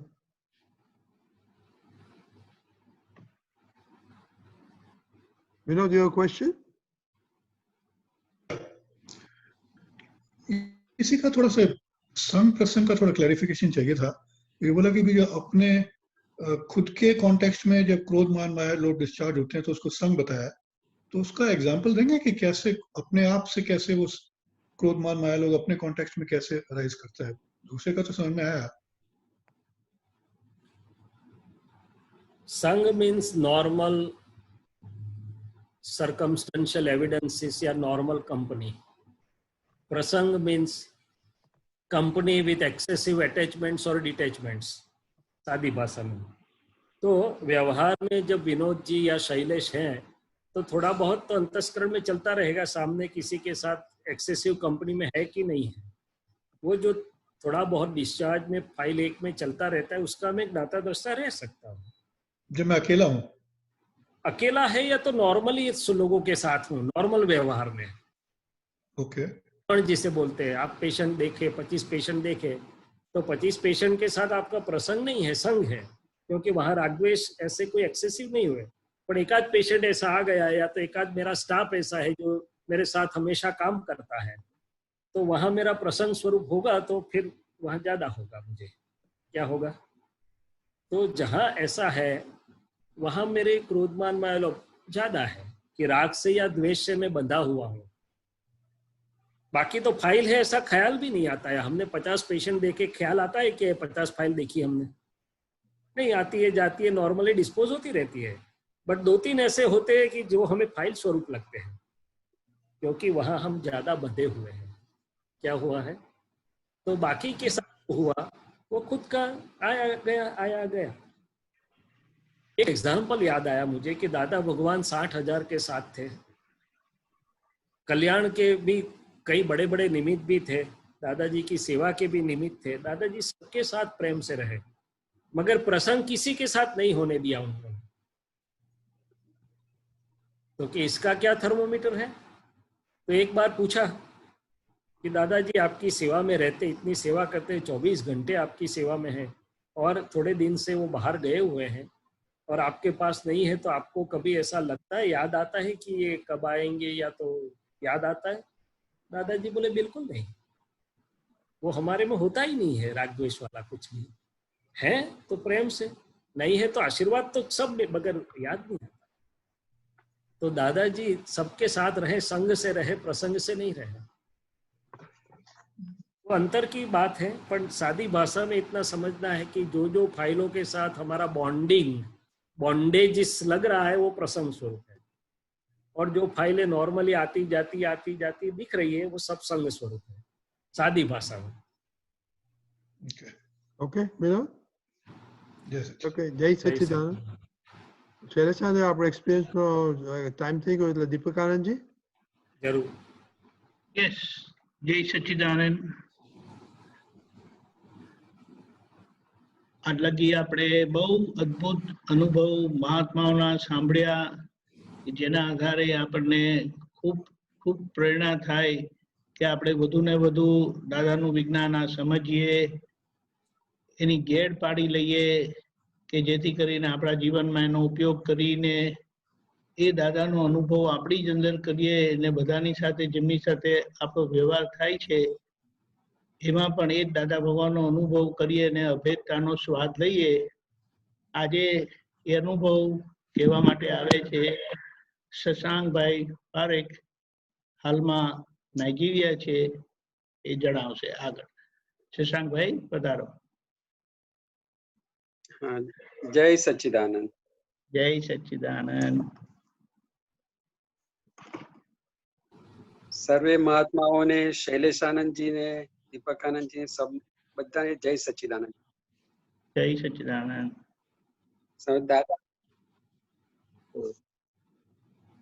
દાદા ભગવાનને સૌ પ્રથમ મળે તો 1979માં મારી જે પહેલી મુલાકાત હતી એ બહુ ભવ્ય મુલાકાત રહી હતી દાદા ભગવાન સાથેની. મોટા ભાઈ સાથે હું ગયો હતો ભાવિ તીર્થંકર ચંદ્રકાંતભાઈ સાહેબના ઘરે, અને ત્યાં આગળ દાદાજીનો પહેલો જે સત્સંગ મેં સાંભળ્યો એમાં એક કોઈ મુસ્લિમ યુવતી આવી હતી અને દાદાજી સાથે બહુ જ ઝઘડો કરવા માટે આવી હતી. દાદા એની વાત કરતા હતા કે એનો ભાઈ સત્સંગમાં આવતો હશે અને એને એવું હતું કે મારા ભાઈ પર દાદા ભગવાને કઈ જાદુ ટોના કર્યા છે, એટલે મારો ભાઈ દાદા ભગવાન પાસે આવે છે કે મારો મુસ્લિમ ધર્મ છોડીને આ ધર્મમાં કેમ આવે છે. અને એના માટે પછી એને બહુ જ દાદા સાથે મોટો કઈ ઝઘડો કર્યો. દાદાએ શાંતિથી બધા એના જવાબો આપ્યા. પછી દાદાએ થોડી વાર પછી જયારે થોડા ઠંડા થાય બેન, પછી દાદાએ પૂછ્યું કે તારે શાદી થઈ ગઈ છે? તો કે ના, કે મારા એન્ગેજમેન્ટ થયા છે કરાચીમાં, કે મારા મિસ્ટર છે કે એટલે ત્યાં આગળ એની સાથે એન્ગેજમેન્ટ થયા છે. અને એ એટલે પછી દાદાએ પછી વાત કરી કે ત્યાં આગળ તારું શાદી કરીને જાય પછી ત્યાં એની સાથે કે તારે બોલવા ચાલવાનું થાય તો તું શું કરે? તો તે વખતે એને કે હું એટલી બધી પાવરફુલ છું ને કે બધી રીતે પહોંચી વળું એમ છું. દાદા પછી કીધું કે અમે કીધું પછી અડધી રાત્રે તને કાઢી મૂકશે તો તું શું કરીશ? તો કે આ તો મેં વિચાર્યું જ નહોતું. પછી દાદાએ ધીમે ધીમે કરીને એને વ્યવહારની સમજણ આપીને એ પછી એટલી ખુશ થઈ ગઈ. પછી મેરેજ કર્યા પછી દાદા પાસેથી એમનો દાદાએ માળા આપી હતી એને, એ માળા લઈને પછી વિધિ પણ કરતી હતી એવું કઈ દાદાએ વાત કરી. એટલે મારી જે ફર્સ્ટ મીટિંગમાં એવી ઇમ્પ્રેશન પડી ગઈ હતી કે આ ભગવાન જ છે, કે ભગવાન જ આવું કરી શકે. ત્યાર પછી થોડા ટાઈમ પછી મારે મારા મોસાળમાં જવાનો ટાઈમ થયો. અમે એકચ્યુઅલી દાદા ભગવાનને મળ્યા એક ઘરના ક્લેશના આધારે મળ્યા હતા, કે ઘરમાં મારું વાતાવરણ બહુ તંગ રહેતું હતું. મારા ફાધરનો એકદમ ઉગ્ર સ્વભાવ, કે બધા જ એમનાથી ડરે, કોઈ એમને વાત સાચી કહેવા ન જાય. એમનો ગુસ્સો બહુ જ હતો. અને દાદા ભગવાનને ફર્સ્ટ ટાઈમ મળ્યા ત્યાર પછી આખો 180 ડિગ્રી ટર્ન થઈ ગયા એમના ઘરમાં. એટલે પપ્પાને જે સમજણ પડી દાદા ભગવાનની એક જ મીટિંગમાં કે આખા પપ્પા એટલે પૂરા ચેન્જ થઈ ગયા હતા. ત્યાર પછી મારે મોસાળમાં જવાનું થયું થોડા ટાઈમ પછી. તો મારા મામાએ મને પૂછ્યું કે હા એટલે આ જે સત્સંગ નીકળ્યો ને બીજો સાંજે ફરી દાદા પાસે ગયા તો ફરી દાદાને સેમ જ વાત નીકળી દાદાના મોઢે. એટલે અંદર તો એવું દ્રઢ થઈ ગયું કે આ ભગવાન જ છે ખરેખર. પછી ત્યાં મોસાળમાં જવાનું થયું એટલે મામાએ પણ પછી મને પૂછ્યું, મને કે તારા ઘરમાં કેમ છે, પપ્પા કેમ છે, મમ્મી કેમ છે? તો અમારા ઘરમાં બધી શાંતિ થઈ ગઈ છે, કોઈ પ્રોબ્લેમ નથી. તો મને કેવું કઈ રીતે બન્યું કે તમારા ઘરમાં તારા પપ્પાનો તો આવો સ્વભાવ છે? તો અમારે એક ભગવાન મળ્યા છે અમને, અને ભગવાને બધું અમારા ઘરમાં શાંતિ કરી દીધી. ત્યાર પછી હું જયારે પણ એટલે સ્કૂલમાં ભણતો હતો ને તો મને પદો ગાવાનો બહુ, અને ભરતભાઈ આપતા પુત્ર ભરતાનંદજી છે અમારા નેબર હતા. એટલે રમતા રમતા એમના ઘરે જઈએ, સાંજે આરતી કરતા હોય, વિધિ કરતા હોય તો ત્યાં બેસીએ, પછી પદો ગાઈએ. પદો ગાતા ક્યારે શીખી ગયો એ પણ ખબર નથી મને. એટલે રમતમાં જ બધું શીખી ગયા એમની સાથે રહીને. અને ત્યાર પછી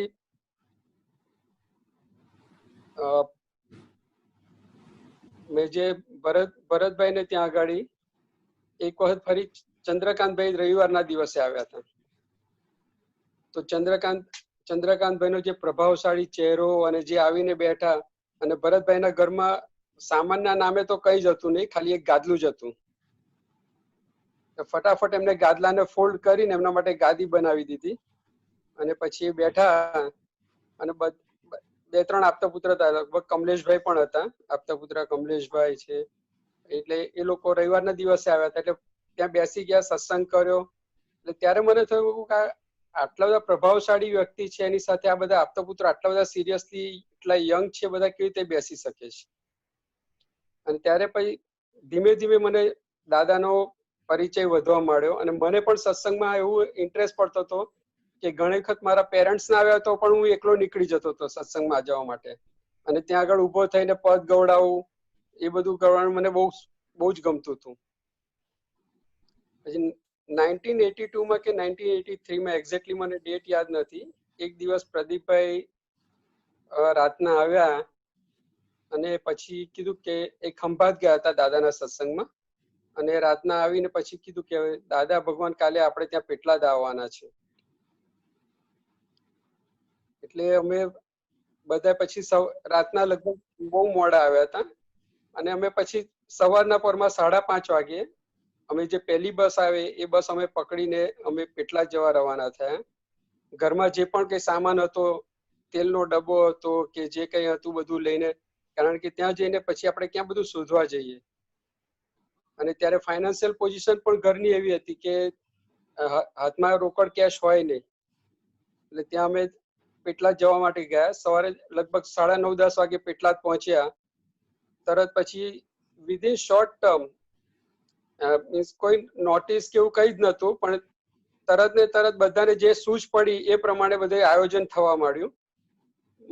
મારો ભાઈ છે અજય, એને ઘોડાગાડીમાં બેસાડી, ત્યારે ઘોડાગાડી ચાલતી હતી, ઓટો રિક્ષા હતી નહીં. ઘોડાગાડીમાં લાઉડ સ્પીકર સાથે બેસાડી દીધા અને આખા ગામમાં એનાઉન્સ કરાવી દીધું કે અક્રમ વિજ્ઞાની પરમ પૂજ્ય દાદા ભગવાન આપણા શહેરમાં પધારી રહ્યા છે, અને એમનો સત્સંગની દશા દિશાવળની વાડીમાં સત્સંગ રાખ્યો છે. સર્વે ધર્મ પ્રેમી મુમુક્ષુને આવવા માટે હાર્દિક આમંત્રણ છે. એ રીતનું એને લખી આપ્યું હતું અને આખા ગામમાં એનાઉન્સમેન્ટ થઈ ગયું. ત્યારે જન્મ જયંતિના બધા જે હોર્ડિંગ્સ હતા એ પણ બધા આખા ગામમાં ફટાફટ બધા પોળના છોકરાઓએ લગાવી દીધા. અને વિધિન 2 or 3 hours કે અમારા આખા ગામની અંદર બધે બેનર્સ લાગી ગયા, આપતા સૂત્રો લાગી ગયા કે જીવ માત્રમાં પરમાત્મા છે, હિંસા કોની કરશો, એ રીતના જે બધા અલગ અલગ આપતા સૂત્ર હતા બધી પોળોમાં લાગી ગયા. અને બપોરના 1 કે 2 વાગ્યાની વચ્ચે દાદા ભગવાન ત્યાં આગળ રણછોડજીના મંદિર પાસે આવ્યા. અને પછી ત્યાંથી એ પેલા બેન્ડ વાજાવાળાને ઓર્ગેનાઇઝ કરી દીધા હતા, પછી મહેશભાઈ છે એક બગી ગાડી શોધવા માટે ગયા, બગી ગાડી ના મળી પણ એક શણગારેલી જીપ મળી, જે મંદિર, એમાં મંદિર બનાવેલું હતું. એ મંદિરમાં દાદા ભગવાનને બેસાડ્યા, આગળ નીરુબેન બેઠા હતા અને એ રીતે શોભાયાત્રા નીકળી. અને એ શોભાયાત્રા એટલી ભવ્ય નીકળી કે જાણે જન્મ જયંતિની શોભાયાત્રા જોઈ. એટલા બધા મહાત્માઓ આવ્યા, એટલા બધા ગામના લોકોએ પણ લાભ લીધો અને દાદાનો પુષ્કળ લાભ લીધો બધા. સત્સંગ પણ બહુ ભવ્ય રહ્યો. અને એવું કહેવાય કે જેમ પેલું અમે નાનપણમાં સાંભળ્યું હતું કથાઓમાં કે કુંવરબાઈનું મામેરું ને બધું, કે વગર પૈસે અમે જન્મ જયંતિ જેવો પ્રોગ્રામ અમે કરી શક્યા. દાદાનું ઐશ્વર્ય એવું હતું કે બધી જ વ્યવસ્થા એટલી સ્પીડમાં થઈ ગઈ. રસ્તામાં અમે હજુ શોભાયાત્રા નીકળીને લગભગ 1.5 કિલોમીટર જેવું પણ નહીં ગયા હોય ને ત્યાં સુધીમાં એક સ્ટુડિયો વાળાને જોયો તો મહેશભાઈ મને કે ચાલ આપણે ઉપર જઈએ. સ્ટુડિયો વાળાને કે તારી દુકાન બંધ કર, તારા બધા ફોટા પાડવાના છે. એટલે બધી જ એરેન્જમેન્ટ એવું કે કુદરતી રીતે બધું જ ગોઠવાઈ ગયું. અને એટલો બધો ઉલ્લાસ હતો. મારા ફાધરને છેલ્લા લગભગ 10 દિવસથી એમને ખાંસી ભયંકર હતી, એમનાથી ખાંસી મટતી નહોતી એમને. અને એટલા ઉલ્લાસમાં અસીમ જયકારો બોલે કે એની ખાંસી પણ જતી રહી. ત્યારબાદ મારે ખાસ કરીને મારે દાદા ભગવાનના સત્સંગમાં 85 થી સૌથી વધારે આવવાનું થયું. મારી જે 10th ની એક્ઝામ 86માં 10th ની એક્ઝામ પતી ત્યાર પછી વેકેશનની અંદર, અને ત્યારે હીરાબાની તબિયત પણ બરાબર રહેતી નથી, એટલે દાદા ભગવાન મેક્સિમમ ટાઈમ તે વખતે ત્યાં આગળ રહ્યા. અને મને એટલો લગભગ 6-1 મહિનાનો ટાઈમ દાદા સાથે રહેવાનો મળ્યો કે સવાર સાંજ સવારે દાદા ઉઠે ત્યારે ત્યાં આગળ સત્સંગમાં પહોંચી જઈએ, અને પછી બપોરે પણ જમ્યા પછી પણ હું ફરી પાછો આવી જતો હતો. આવીને દાદા પાસે ત્યાં આગળ રૂમમાં બેસીએ, બધી શક્તિઓ માગીએ, ને બધી દાદા જે વિધિ કરાવતા હતા, નવકલમો બોલાવતા હતા, એ બધી શક્તિઓ માગવાના, બધો પ્રયોગ કરવાના ઘણા બધા અવસરો મળ્યા. દાદાની ખુરશી ઉચકવા માટે પણ ત્યાંથી સત્સંગમાંથી જેવા છૂટીએ એટલે સીધા પહેલો સાયકલ લઈને ત્યાં રસિકાકાના ઘરે પહોંચી જાઉં. દાદા આવતા પહેલા એમને ખુરશી માટે તૈયાર કે ખુરશીમાં ઉપર સેકન્ડ ફ્લોર પર દાદાને લઈ જવાના, એ કરવાની બધી સેવા બધી જ મળી મને. દાદાની, હીરાબાની બધી જ સેવા કરું. અને 1986માં જ્ઞાનવિધિ હતી, નાગરવાડા પટેલવાડીમાં જ્ઞાનવિધિ હતી. એટલે આમ તો ઘણા ટાઈમથી જ્ઞાન લેવાની બહુ ઈચ્છા હતી. પ્રદીપભાઈને કીધું, પ્રદીપભાઈ પણ વાત ન કરે દાદાને. પછી નવીનભાઈએ પછી દાદાને વાત કરી કે આ પ્રદીપનો ભાઈ આવે છે એને જ્ઞાનવિધિ લેવાની છે. તે વખતે મારી ઉંમર હતી એટલે દાદા 18 વર્ષથી નીચેનાને જ્ઞાન આપતા નહોતા, અને મારી ઉંમર 14 વર્ષની હતી. એટલે દાદા પછી તે વખતે એમને કીધું કે પ્રદીપ કેમ નથી કહેતો કે છે આ દસ. પછી દાદા ભગવાને પ્રદીપભાઈને કીધું કે તારા ભાઈને અમે જ્ઞાન આપીએ છીએ, તું ધ્યાન રાખજે કે છે. અને પછી નાગરવાડા પટેલવાડીમાં જ્ઞાનવિધિનો પ્રોગ્રામ ગોઠવાયો હતો, અને એ દિવસે કર્ફ્યુ હતો. તો પ્રદીપભાઈ મને કહે છે કે એક કામ કર કે હું પહેલા જઈ આવું, જો ત્યાં આગળ જવાય એવું હોય અને જ્ઞાનવિધિ હશે તો તને હું લેવા માટે પાછો આવું છું. અને બન્યું એવું કે તે વખતે બધા મહાત્માઓ આવી નહીં શક્યા, એટલે જ્ઞાનવિધિમાં જે જૂના મહાત્માઓ હતા એ લોકોને પણ રિપીટમાં બેસાડી દીધા. તો પ્રદીપભાઈ પણ મને લેવાની જગ્યાએ પોતે જ્ઞાનવિધિમાં બેસી ગયા, એટલે એ પણ જ્ઞાનવિધિનો સંજોગ જતો રહ્યો. ફરી પછી બીજી જ્ઞાનવિધિ ગોઠવાઈ રમેશભાઈ ઠક્કરને ત્યાં આગળ. તો એમને ત્યાં આગળ જ્ઞાનવિધિમાં મારું નામ લખાવ્યું હતું, બધું જ હતું, પણ ત્યાં જઈને પાછું ફેર લિસ્ટ કરાવવાનું મને યાદ ના રહ્યું. હું કાંતિભાઈની બાજુમાં જ બેઠો હતો, એમની પાસે લિસ્ટમાંથી બધા નામ બોલ્યા કરે, પણ મેં નામ છેલ્લે પછી મેં કાંતિભાઈ મને કહ્યું, તારું નામ ના આવ્યું એની અંદર. મેં સવારે લખાવ્યું તો ખરું તમને. મને કે એવું નહીં, આવ્યા પછી ફરી લખાવવું પડે કે નામ, કે જા દાદાને જઈને ક્યાંક મારું રહી ગયું છે જ્ઞાનવિધિ. એટલે પછી દાદા પાસે હું ગયો. દાદા કે તું મોડો પડ્યો પાછો, કે ગઈ વખતે નતો આવ્યો ને આ ફરી વખત મોડો પડ્યો કે. એટલે ત્યારે મને થયું કે દાદાએ હું પહેલી ચરણ વિધિમાં નથી આવ્યો એ પણ દાદાએ મારું નોટિસ કરેલું છે, અને આ બીજી વખત મોડો પડ્યો એ પણ એમને નોટિસ કર્યું. અને પછી મને જ્ઞાનવિધિ મળી એ વખતે મારી સમર્પણ વિધિ પતી ગયા પછી દાદાએ કીધું કે અમે દેવદેવીઓ પાસે બધી પ્રાર્થના કરેલી હોય, બધી એક વિધિ મૂકેલી હોય, એટલે જે લિસ્ટ આવ્યું હોય લિસ્ટની ઉપરનાને જ્ઞાન વિધિ આપીએ તો અમારી બહુ મોટી જોખમદારી આવે. અને કદાચ એ મારા ખ્યાલથી એક લાસ્ટ જ્ઞાન વિધિ હતી વડોદરાની, અને હું લાસ્ટ પર્સન હતો જે મને જ્ઞાન વિધિ. અને આ પછી દાદા ભગવાનના દર્શન, ખાસ કરીને મારા જે દાદા ભગવાનના જે એક્સિડન્ટ થયો અને બીજા દિવસે હું ત્યાં ભાઈજી દારોગાની પોળમાં ગયો હતો. પહેલા હું SSG હોસ્પિટલમાં ગયો હતો, પછી ત્યાં મને જાણવા મળ્યું કે દાદાજીને ત્યાં આગળ એમના ત્યાં પહોંચી ગયા છે ભાઈજી દારોગાની. તો દાદાજીએ નોર્મલી કેવું હોય કે સામાન્ય આપણને કઈ તકલીફ થઈ હોય, તાવ તર્યો કે એવું કઈ આવ્યું હોય તો આપણને કોઈ સાથે વાત કરવાનું પણ ન ગમે. અને દાદાજીના આ ભયંકર એક્સિડન્ટની અંદર એટલી વેદના, એમનો ફેસ તમે જુઓ તો તમને ખ્યાલ આવે કે આંખ પણ આખી બધી કાળી કાળી થઈ ગઈ હતી અને આખો એટલું સ્વેલિંગ હતું મોઢા પર, અને બેઠા હતા. પણ કોઈને પણ એમને રિસ્ટ્રિક્ટ નથી કર્યા કે તમે અહીંયા ના આવશો દર્શન કરવામાં, અને બધા જ મહાત્માઓ દર્શન કરતા હતા. એટલે મને તે વખત આશ્ચર્ય થયું કે આટલી બધી વેદનાની અંદર અને આ માથા પર આટલી મોટી પાઘડી બાંધેલી છે, છતાં પણ દાદાની જે સ્થિરતા અને જે હતું અદ્ભુત હતું. 1986 એટલે દાદા ભગવાન પછી જે દેવવિલય થયો એના 2 દિવસ પહેલા દાદાજીને હું મળવા માટે, તો તે વખતે દાદાને ઓક્સિજન લગાવેલો હતો, બેઠા હતા, અને નવીનાનંદજી અને દીપકભાઈ મહેતા એ બંને દાદાની સાથે હતા. અને હું દર્શન કરવા ગયો અને એ ટાઈમે જ દાદા એક શબ્દ બોલ્યા કે આ જગતના કલ્યાણમાં જ પોતાનું કલ્યાણ સમાયેલું છે. છેલ્લા એટલે મને ફરી પાછા એમને આ શબ્દ ફરી રિપીટ કર્યો કે જગતના, શું કહ્યું દીપક? જગતના કલ્યાણમાં જ પોતાનું કલ્યાણ સમાયેલું છે. એટલે મને થયું કે દાદા જે બોલ્યા જગતના કલ્યાણમાં સમાયેલું છે એ મારા માટે જ બોલ્યા છે. અંદર એવું કે શું હશે, કે આનો મીનિંગ શું થાય, દાદા શું કહેવા માંગે છે, એ છેલ્લા જે શબ્દો દાદા ભગવાનના મેં સાંભળ્યા તે હજુ સુધી પણ મને ઘણા ટાઈમથી મને અંદરથી એટલે આમ એક્ઝેક્ટ મને હજુ ક્લિયર નથી થતા.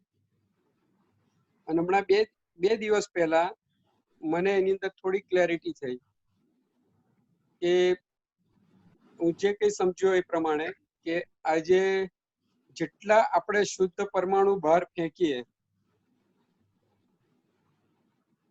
જેટલી અંદર આપણા નજીકની ફાઇલોમાં જેટલા આપણે શુદ્ધાત્માના દર્શન કરીએ, જેટલા શુદ્ધ પરમાણુ ફેંકીએ, જેટલા પોઝિટિવ રહીએ, એટલી સામાવાળાને અસર પણ થવાની છે અને પોતાનું પણ શુદ્ધ થાય છે. કે અંદરથી ટોટલી આગ્રહ અને બધું છૂટી જાય છે. એટલે કે જગત કલ્યાણ એ રીતે કરવાનું છે કે પોતાનું કલ્યાણ પણ છે અને બીજા આસપાસની જે આપણી સાથેના જે લોકો છે એ લોકોને પણ એનાથી ફાયદો થાય છે.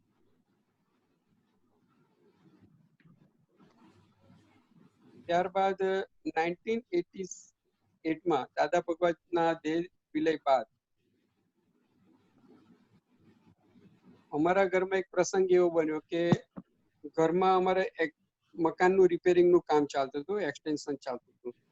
અને ત્યારે ભરતભાઈ કન્સ્ટ્રક્શનનું કામ કરતા હતા ને એમના જ માણસો અમારે ત્યાં આગળ કામ કરી રહ્યા હતા. અને એ વખતે મારા ફાધરે મને કાંઈક કીધું અને મને પછી એટલો બધો ગુસ્સો આવ્યો કે હું મારે તમારા ઘરમાં રહેવું પણ નથી ને ખાવું પણ નથી. એટલે મને આ વખતે મને એક એટલે અંદરથી પેલો હું પહેલેથી આડો તો ખરો જ એ બધી હતી ને કે એક આખો દિવસ પતી ગયો પણ મેં કાંઈ ખાધું પીધું નહીં. પપ્પાએ માર્યો, બધું કર્યું, એમને બધા પ્રયત્નો કરી જોયા પણ છતાં હું સહેજ પણ નમું એવો નહીં, એમ એટલો બધો આડો માણસ. પછી બીજે દિવસે ભરતભાઈ આવ્યા ઘરે. એમને ભરતભાઈને વાત કરી કે જો ને શશાંકે આવું કર્યું છે, 2 દિવસ ગઈકાલનું કે છે ખાતો પીતો નથી ઘરમાં કે છે. એટલે પછી ભરતભાઈ ખાલી એક જ શબ્દ બોલ્યા, પેલા તને શરમ આવે છે? તારા બાપા તારી આગળ માફી માંગે છે. અને એ શબ્દો મારા માટે વજ્રઘાત જેવા હતા. અને મને તે વખતે રિયલાઇઝ, આ શબ્દ બીજા કોઈ પણ વ્યક્તિ મને બોલ્યા હોત તો મને એટલી અસર ન કરત, પણ ભરતભાઈના જે શબ્દો જે બોલ્યા અને જે ઇન્ટેન્સિટી હતી એ મને અંદર એટલા બધા વાગ્યા કે મારા ફાધરને મેં આટલું બધું દુઃખ આપ્યું, આટલો બધો હું આડો છું. અને ત્યારથી મને પછી મારા ફાધર ભગવાન દેખાવા મળ્યા.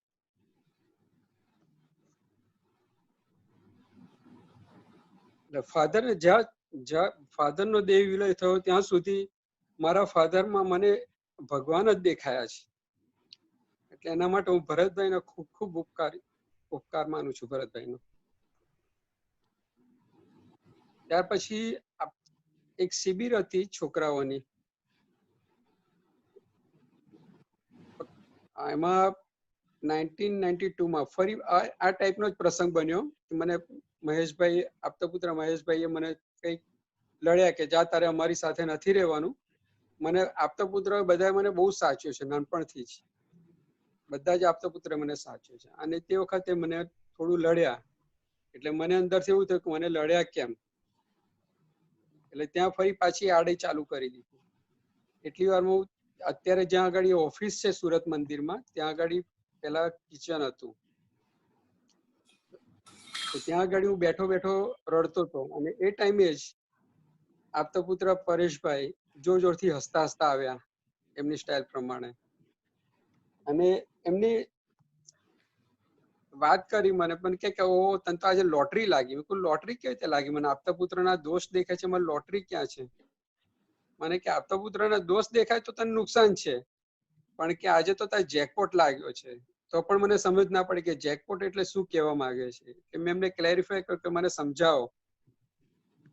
લગભગ અડધો પોણો કલાક અમારે પછી ક્વેશ્ચન આન્સર થયા પરેશભાઈ સાથે. અને અંદર જે ખબર મને કે હિન્દુસ્તાનનો સૌથી મોટામાં મોટો સંત પણ તું લઈ આવ, એને પણ બુદ્ધિ ના દેખાય, એ બુદ્ધિ તને આજે દેખાઈ, તો આને જેકપોટ કહેવાય કે ના કહેવાય? એટલે પેલા બુદ્ધિ રડાવે છે એ આખું સમજાયું મને. અને આ જે સંજોગો જે મારી લાઈફમાં બની ગયા, એ જે પરેશભાઈ સાથેનો સત્સંગ હતો, એ મને નાઇજીરિયામાં હું 2005માં આવ્યો. ત્યાં સુધી મને એવું લાગતું હતું કે હું મારી પ્રકૃતિ બહુ સરળ છે, બધા મને બહુ જ સારા લાગે છે, બધા મને સાચવે છે, અને બધા જ મને સાચવતા હતા ઘરમાં બહાર બધી જગ્યાએ. અને જયારે 2005માં હું નાઇજીરિયા આવ્યો અને ત્યાંથી મારા કપરા સંજોગો શરૂ થયા. 1992માં એક વખત અમે આપતા પુત્ર સાથે વલસાડ શિબિરમાં ગયા હતા. ત્યાં શૈલેષાનંદજીએ મને પૂછ્યું હતું કે તું આપતા પુત્રો સાથે રહે છે તો આખો દિવસ કરે છે શું, ગોઠવણ કઈ રીતની કરે છે? એટલે મેં કીધું કે આપતા પુત્ર સાથે રહું ત્યારે મારી બધી જ ગોઠવણ બરાબર હોય છે. એમાં મારે ચરણ વિધિ થાય, એ થાય, રિલેટિવ રિયલ બધું જ થાય. એટલે આ બધા પ્રસંગો બધા મેં એમને વાત કે એ તો બધું ઠીક છે કે છે, આપતા પુત્ર રહે તો થવાનું જ છે આ તો બધું, પણ કે એ ના હોય ત્યારે બધું ત્યારે હાલી જાય છે. તો મને કે એ જ પાકું કરવાનું કે આપતા પુત્રનો સંજોગ એ કાયમનો સંજોગ નથી.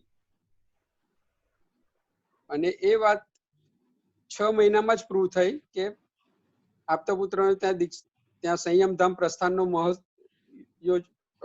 ઓર્ગેનાઇઝ થયું. અને ત્યાર પછી મારા આપતા પુત્રો સાથે રહેવાનો સંજોગ પણ તૂટી ગયો.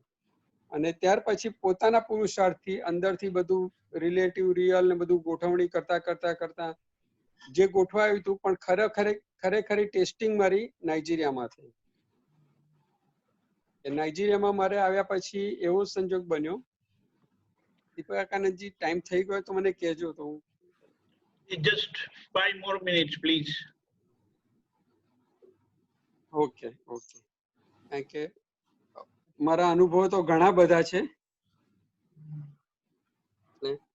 એમાં એક મોટો અનુભવ થયો કે એક હોય એવું કરજો. હા, નેરેટ સ્ટ્રાઇકિંગ.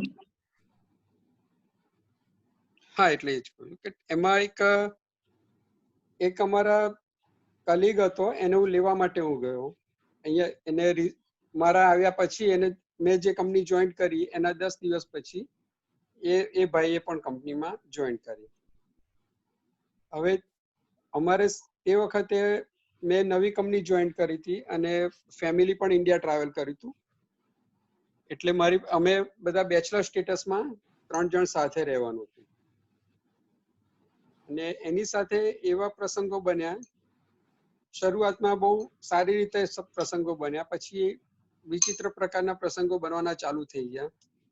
અને એની સાથે એટલા બધા સંજોગો બધા બગડવા માંડ્યા. પછી અંદરથી બુદ્ધિ એવું બતાવે કે હું હવે કમ્પ્લેન કરું, મેનેજમેન્ટમાં કરું, આ કરું, તે કરું. અને એક દિવસ કઈ એક્સ્ટ્રીમ સંજોગ થઈ ગયા, એના લીધે પછી મારે રાત્રે ઊંઘ પણ ન આવે. તો રાત્રે મેં પ્રતિક્રમણ એના કરવાના ચાલુ કર્યા. એમાં લગભગ 2-3 વાગ્યા સુધી પ્રતિક્રમણ કરવાના ચાલુ કર્યા. અને એ પ્રતિક્રમણ કરતા કરતા તો પણ અંતર શાંતિ થાય નહીં. અને પછી એકદમ અંદર પછી સ્ટ્રાઇક થઈ મને કે અત્યાર સુધી હું એવું માનતો હતો કે એ મને નડે છે, પણ ખરેખર હું એને નડતો હતો. મારી પ્રકૃતિ પણ એને સહન નથી થતી. એટલે મને પછી અંદરથી થયું કે મારી પાસે તો જ્ઞાન છે, તો હું સમાધાન શોધી નાખીશ, એ બિચારો ક્યાં જશે. અને પછી મને અંદર એક્ઝેક્ટ શુદ્ધાત્મા દેખાવાના ચાલુ થયા. અને ખરેખર એવું બન્યું કે અમારા એની સાથે અમે સાથે એક જ ગાડીમાં જઈએ, બધું જઈએ, પણ એની તકલીફ મને દેખાવાની ચાલુ થઈ કે મારા થકી એને કંઈ પણ તકલીફ ના પડે, એ તકલીફ મને એને સહન કરવું પડે એવું મારે કંઈ પણ નથી કરવું. અને અંદરથી દેખાવ્યું મને કે આ મારા કર્મનો ફોટો છે, કે આ જે મેં સામે કરેલું છે એ જ મારી સામે આવી રહ્યું છે.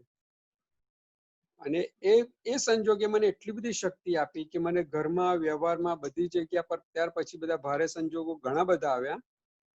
એવા સંજોગો આવ્યા કે જાણે એક માણસને મશીનમાં નાખી દીધો હોય, ચારે બાજુથી પ્રેસ થઈ ગયો હોય અને ક્યાંય છૂટવાનો રસ્તો ના મળે, બધી બાજુથી ભીસાઈ ગયેલા હોય. અને છતાં પણ એવા સંજોગોમાં પણ આ જે બુદ્ધિનું ક્યાંય સાંભળ્યું નથી પછી, કે બુદ્ધિ બતાવે કે આની સામે આવો રિવેન્જ લો, આ લો, તે લો. પણ એ જે પરેશભાઈ સાથે જે સત્સંગ થયો હતો, બુદ્ધિ મને દેખાઈ હતી કે બુદ્ધિ મને કેવી મિસગાઈડ કરે છે અને કેવી રીતે રિવેન્જ લેવાનું બતાવે છે. આ બધું એક્ઝેક્ટ મને દેખાવા મળ્યું.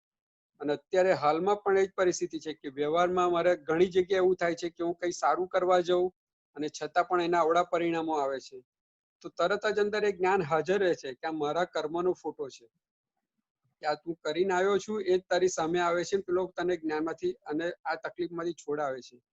એટલે જે વ્યક્તિએ મને બહુ તકલીફો આપી, એ વ્યક્તિ બધી જ મને આજે ઉપકારી દેખાય છે કે એના નિમિત્તે મારું જ્ઞાન ખુલ્લું થયું છે, કે એના આધારે જ મને બધા સંજોગો પ્રાપ્ત થયા છે. અને અત્યારે પણ ઘણા બધા સંજોગો એવા આવે છે નિરંતર. નાઇજીરિયા એટલે તપોભૂમિ જ કે છે, કે અહીંયા ઓફિસમાં, ઘરમાં, બધી જ જગ્યાએ તમારે કન્ટિન્યુઅસ ઉપયોગમાં રાખે એવા સંજોગ જ હોય. પણ બધી જગ્યાએ હવે એક્સેપ્ટન્સ આવી ગયું છે કે આ મારા જ કર્મો છે.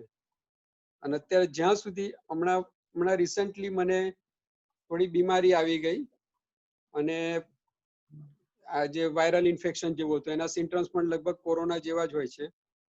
તો અંદરથી થોડો ભય પણ અંદર પેટો કે આવું થશે તો અંદરથી તરત જ જવાબ મળ્યો કે જ્યાં સુધી આ ભવના લોચા તારા બાકી છે ત્યાં સુધી દેહ છૂટવાનો નથી. આ લોચા ઉકેલ્યા વગર તારા દેહ છૂટવાનો નથી. અને જો લોચા પતી ગયા હશે તો તારે રહેવું હશે તો પણ રહેવાશે નહીં. એટલે એમાં ભય રાખવા જેવું કાંઈ છે નહીં. અને ત્યાર પછી ઘરમાં બધા ફેમિલી મેમ્બરના વારા ફરતી બધાનો નંબર લાગી ગયો 15 દિવસમાં, પણ છતાંય અંદરથી જરા પણ હાલ્યો નથી. કે જે દાદાનું જ્ઞાન છે, દાદાની કેટલું જે અભયદાન કહેવાય દાદાએ જે આપ્યું, એવું અભયદાન અંદર ખુલ્લું થયું. એમ કે લાગે કે હવે આપણું કોઈ કશું કરી શકવાનું નથી. ને કેટલા અવતારો મર્યા છે, આ બીજો અવતાર મરીશું તો મરવાનું તો બધાને છે જ. અને જે પણ કંઈ કરવાનું છે મારે પોતાને જ કરવાનું છે. મારે પોતાને જ અંદર સહન પણ મારે જાતે કરવાનું છે અને ઉકેલ પણ મારે પોતાને જ લાવવાનો છે.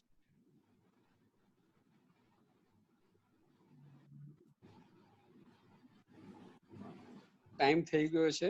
Yes yes yes. જય સચ્ચિદાનંદ. જય સચ્ચિદાનંદ. તમારી વાત બિલકુલ સાચી છે કે આ કળિયુગના કર્મો કેવા કેવા હોઈ શકે છે, પણ એ બધા કર્મોમાં આ દાદાનું વિજ્ઞાન તમને જે જે રીતે ઉપયોગમાં આવ્યું અને તમારા જીવનમાં અમુક જે પ્રસંગો બન્યા, પહેલી વાત તો જે તમને સતત દાદાનો એ 6 મહિનાનો સત્સંગ મળ્યો એમાં ઘણું બધું અંદર ફિટ થઈ ગયું, અને એવી વિપરીત પરિસ્થિતિમાં યોગાનુયોગ તમને આપતપુત્રો થકી યોગ્ય માર્ગદર્શન મળવાથી એમાં જે ભૂલ થાય એવું હતું એમાંથી તમે બહાર આવી ગયા. એટલે મુદ્દો તો એ છે કે તમારી યાત્રા જે તે રસ્તે દાદા જોડે જે થઈ અને આજે તમારી જે આ પરિસ્થિતિમાં નિર્ભયતા આવે નહીં, પણ આ સત્સંગ સમજણથી જે નિર્ભયતા આવી અને આ એક જે વાત તમે જે બહુ સરસ કરી કે બધાના કલ્યાણમાં જ પોતાનું કલ્યાણ સમાયેલું છે, એ દાદાના જે વચન સાંભળ્યા એટલે એમાં પછી તમને બધી પરિસ્થિતિમાં તમારો દોષ દેખાવા લાગ્યો, જગત નિર્દોષ દેખાવા લાગ્યું. એ બહુ મોટી વાત છે. એટલે એ અનુભવ બહુ મોટો છે. એટલે ફેન્ટાસ્ટિક. દાદાએ કીધું કે અમે આખા જગતને નિર્દોષ, તમારી દ્રષ્ટિ નિર્દોષ કરીને જગત નિર્દોષ જોયું. આ બધા પ્રોસેસમાં તમે એ દ્રષ્ટિનો ધીમે ધીમે કરીને ઉપયોગ કરીને બહુ સરસ, તમારી પાસે હજી પણ બધા પ્રસંગો છે કહેવા માટે, પણ એનો સાર આટલો નીકળે છે કે ખરેખર જગત નિર્દોષ છે, ભૂલ આપણી જ છે, અને એ ભૂલ આપણી દેખાય, બુદ્ધિને બાજુ પર મૂકી તો આપણું કામ થાય.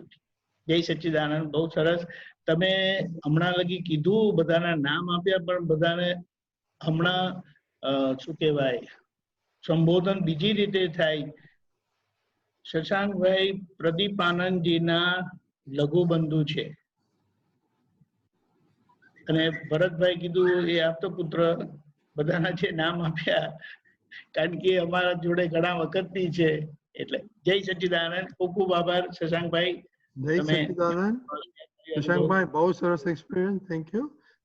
રોજ આપણે પહેલા ત્રિમંત્ર બોલાવીશું, ત્યાર પહેલા શૈલેષાનંદજી જી તમે 2-3 મિનિટે તમારો ઇનર પરિવર્તન નો એક્સપિરિયન્સ કહો. ચોક્કસ. એ અનુભવ કહું એની સાથે મને એવું લાગે છે કે હવે એક સત્સંગમાં પ્રશ્નોત્તરીને બદલે હું મારી દાદા જોડેની આખી યાત્રા કહું ફ્યુચરમાં. બહુ સરસ. એટલે નેક્સ્ટ ટાઈમ હવે આવું ક્યારેક ભેગા થશું ત્યારે દાદા જોડેની યાત્રા કરીશ. પ્રસંગ 2-3 પ્રસંગ જ કહું. ઘણા ખરાને ખબર છે કે શૈલેષભાઈ દાદાને મળ્યા, એક મોટું આશ્ચર્ય કેવી રીતે બન્યું એ કુદરત લઈ ગઈ કે દાદાએ બોલાયા. કોઈ મને ઓળખે નહીં આખા સત્સંગમાં.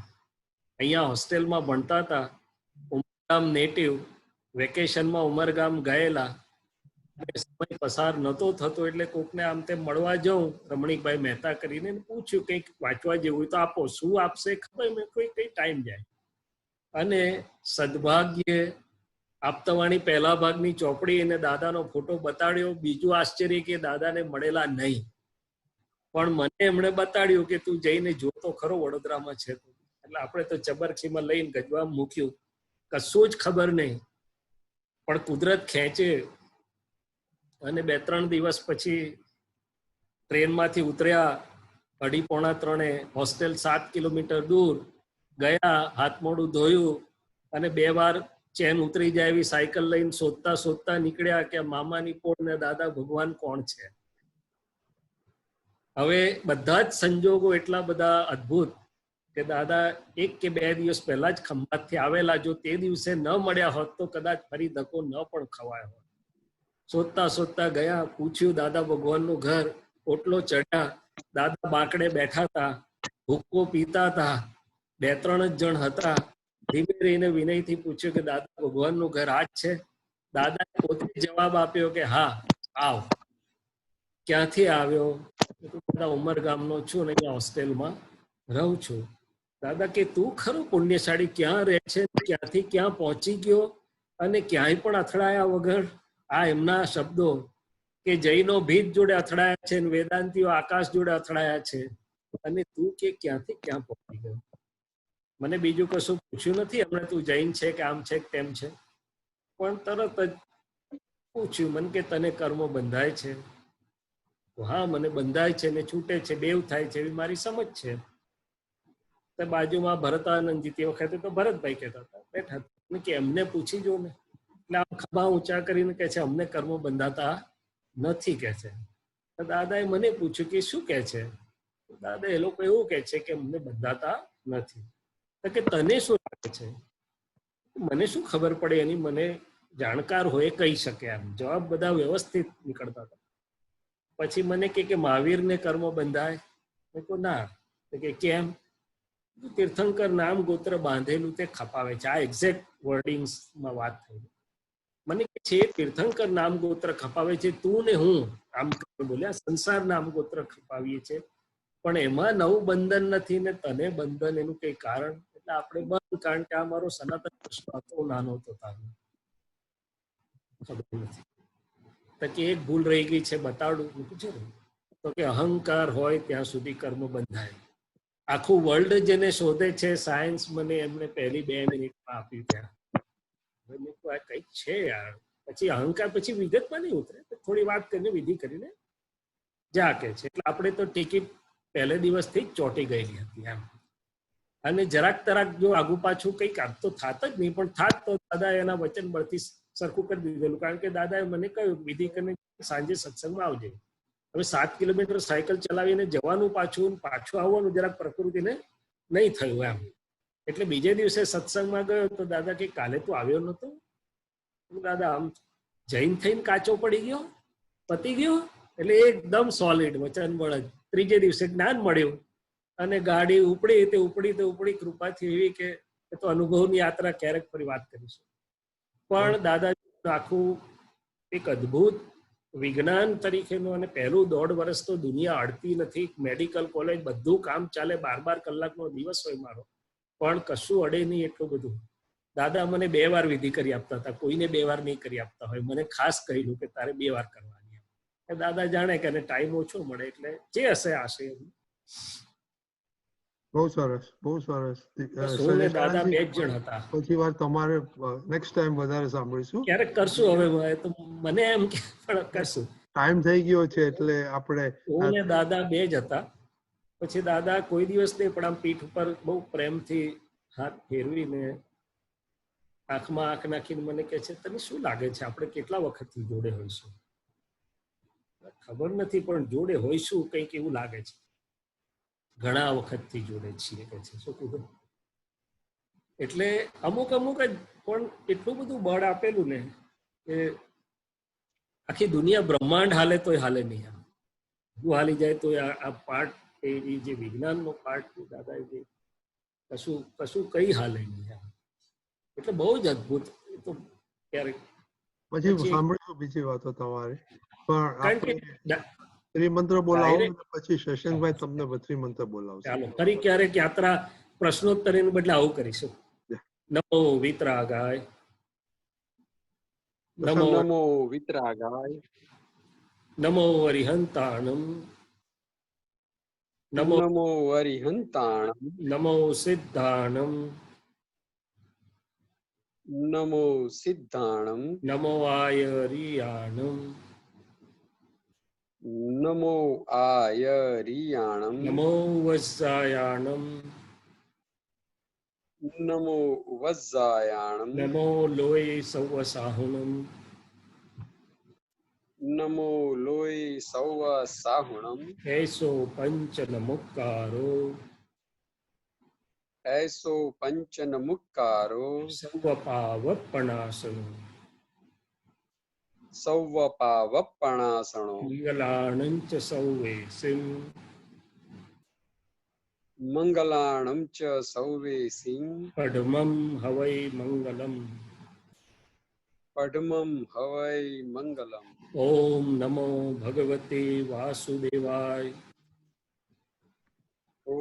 નમો ભગવતે વાસુદેવાય. ઓમ નમઃ શિવાય. ઓમ નમઃ શિવાય. જય સચિદાનંદ. જય સચ્ચિદાનંદ.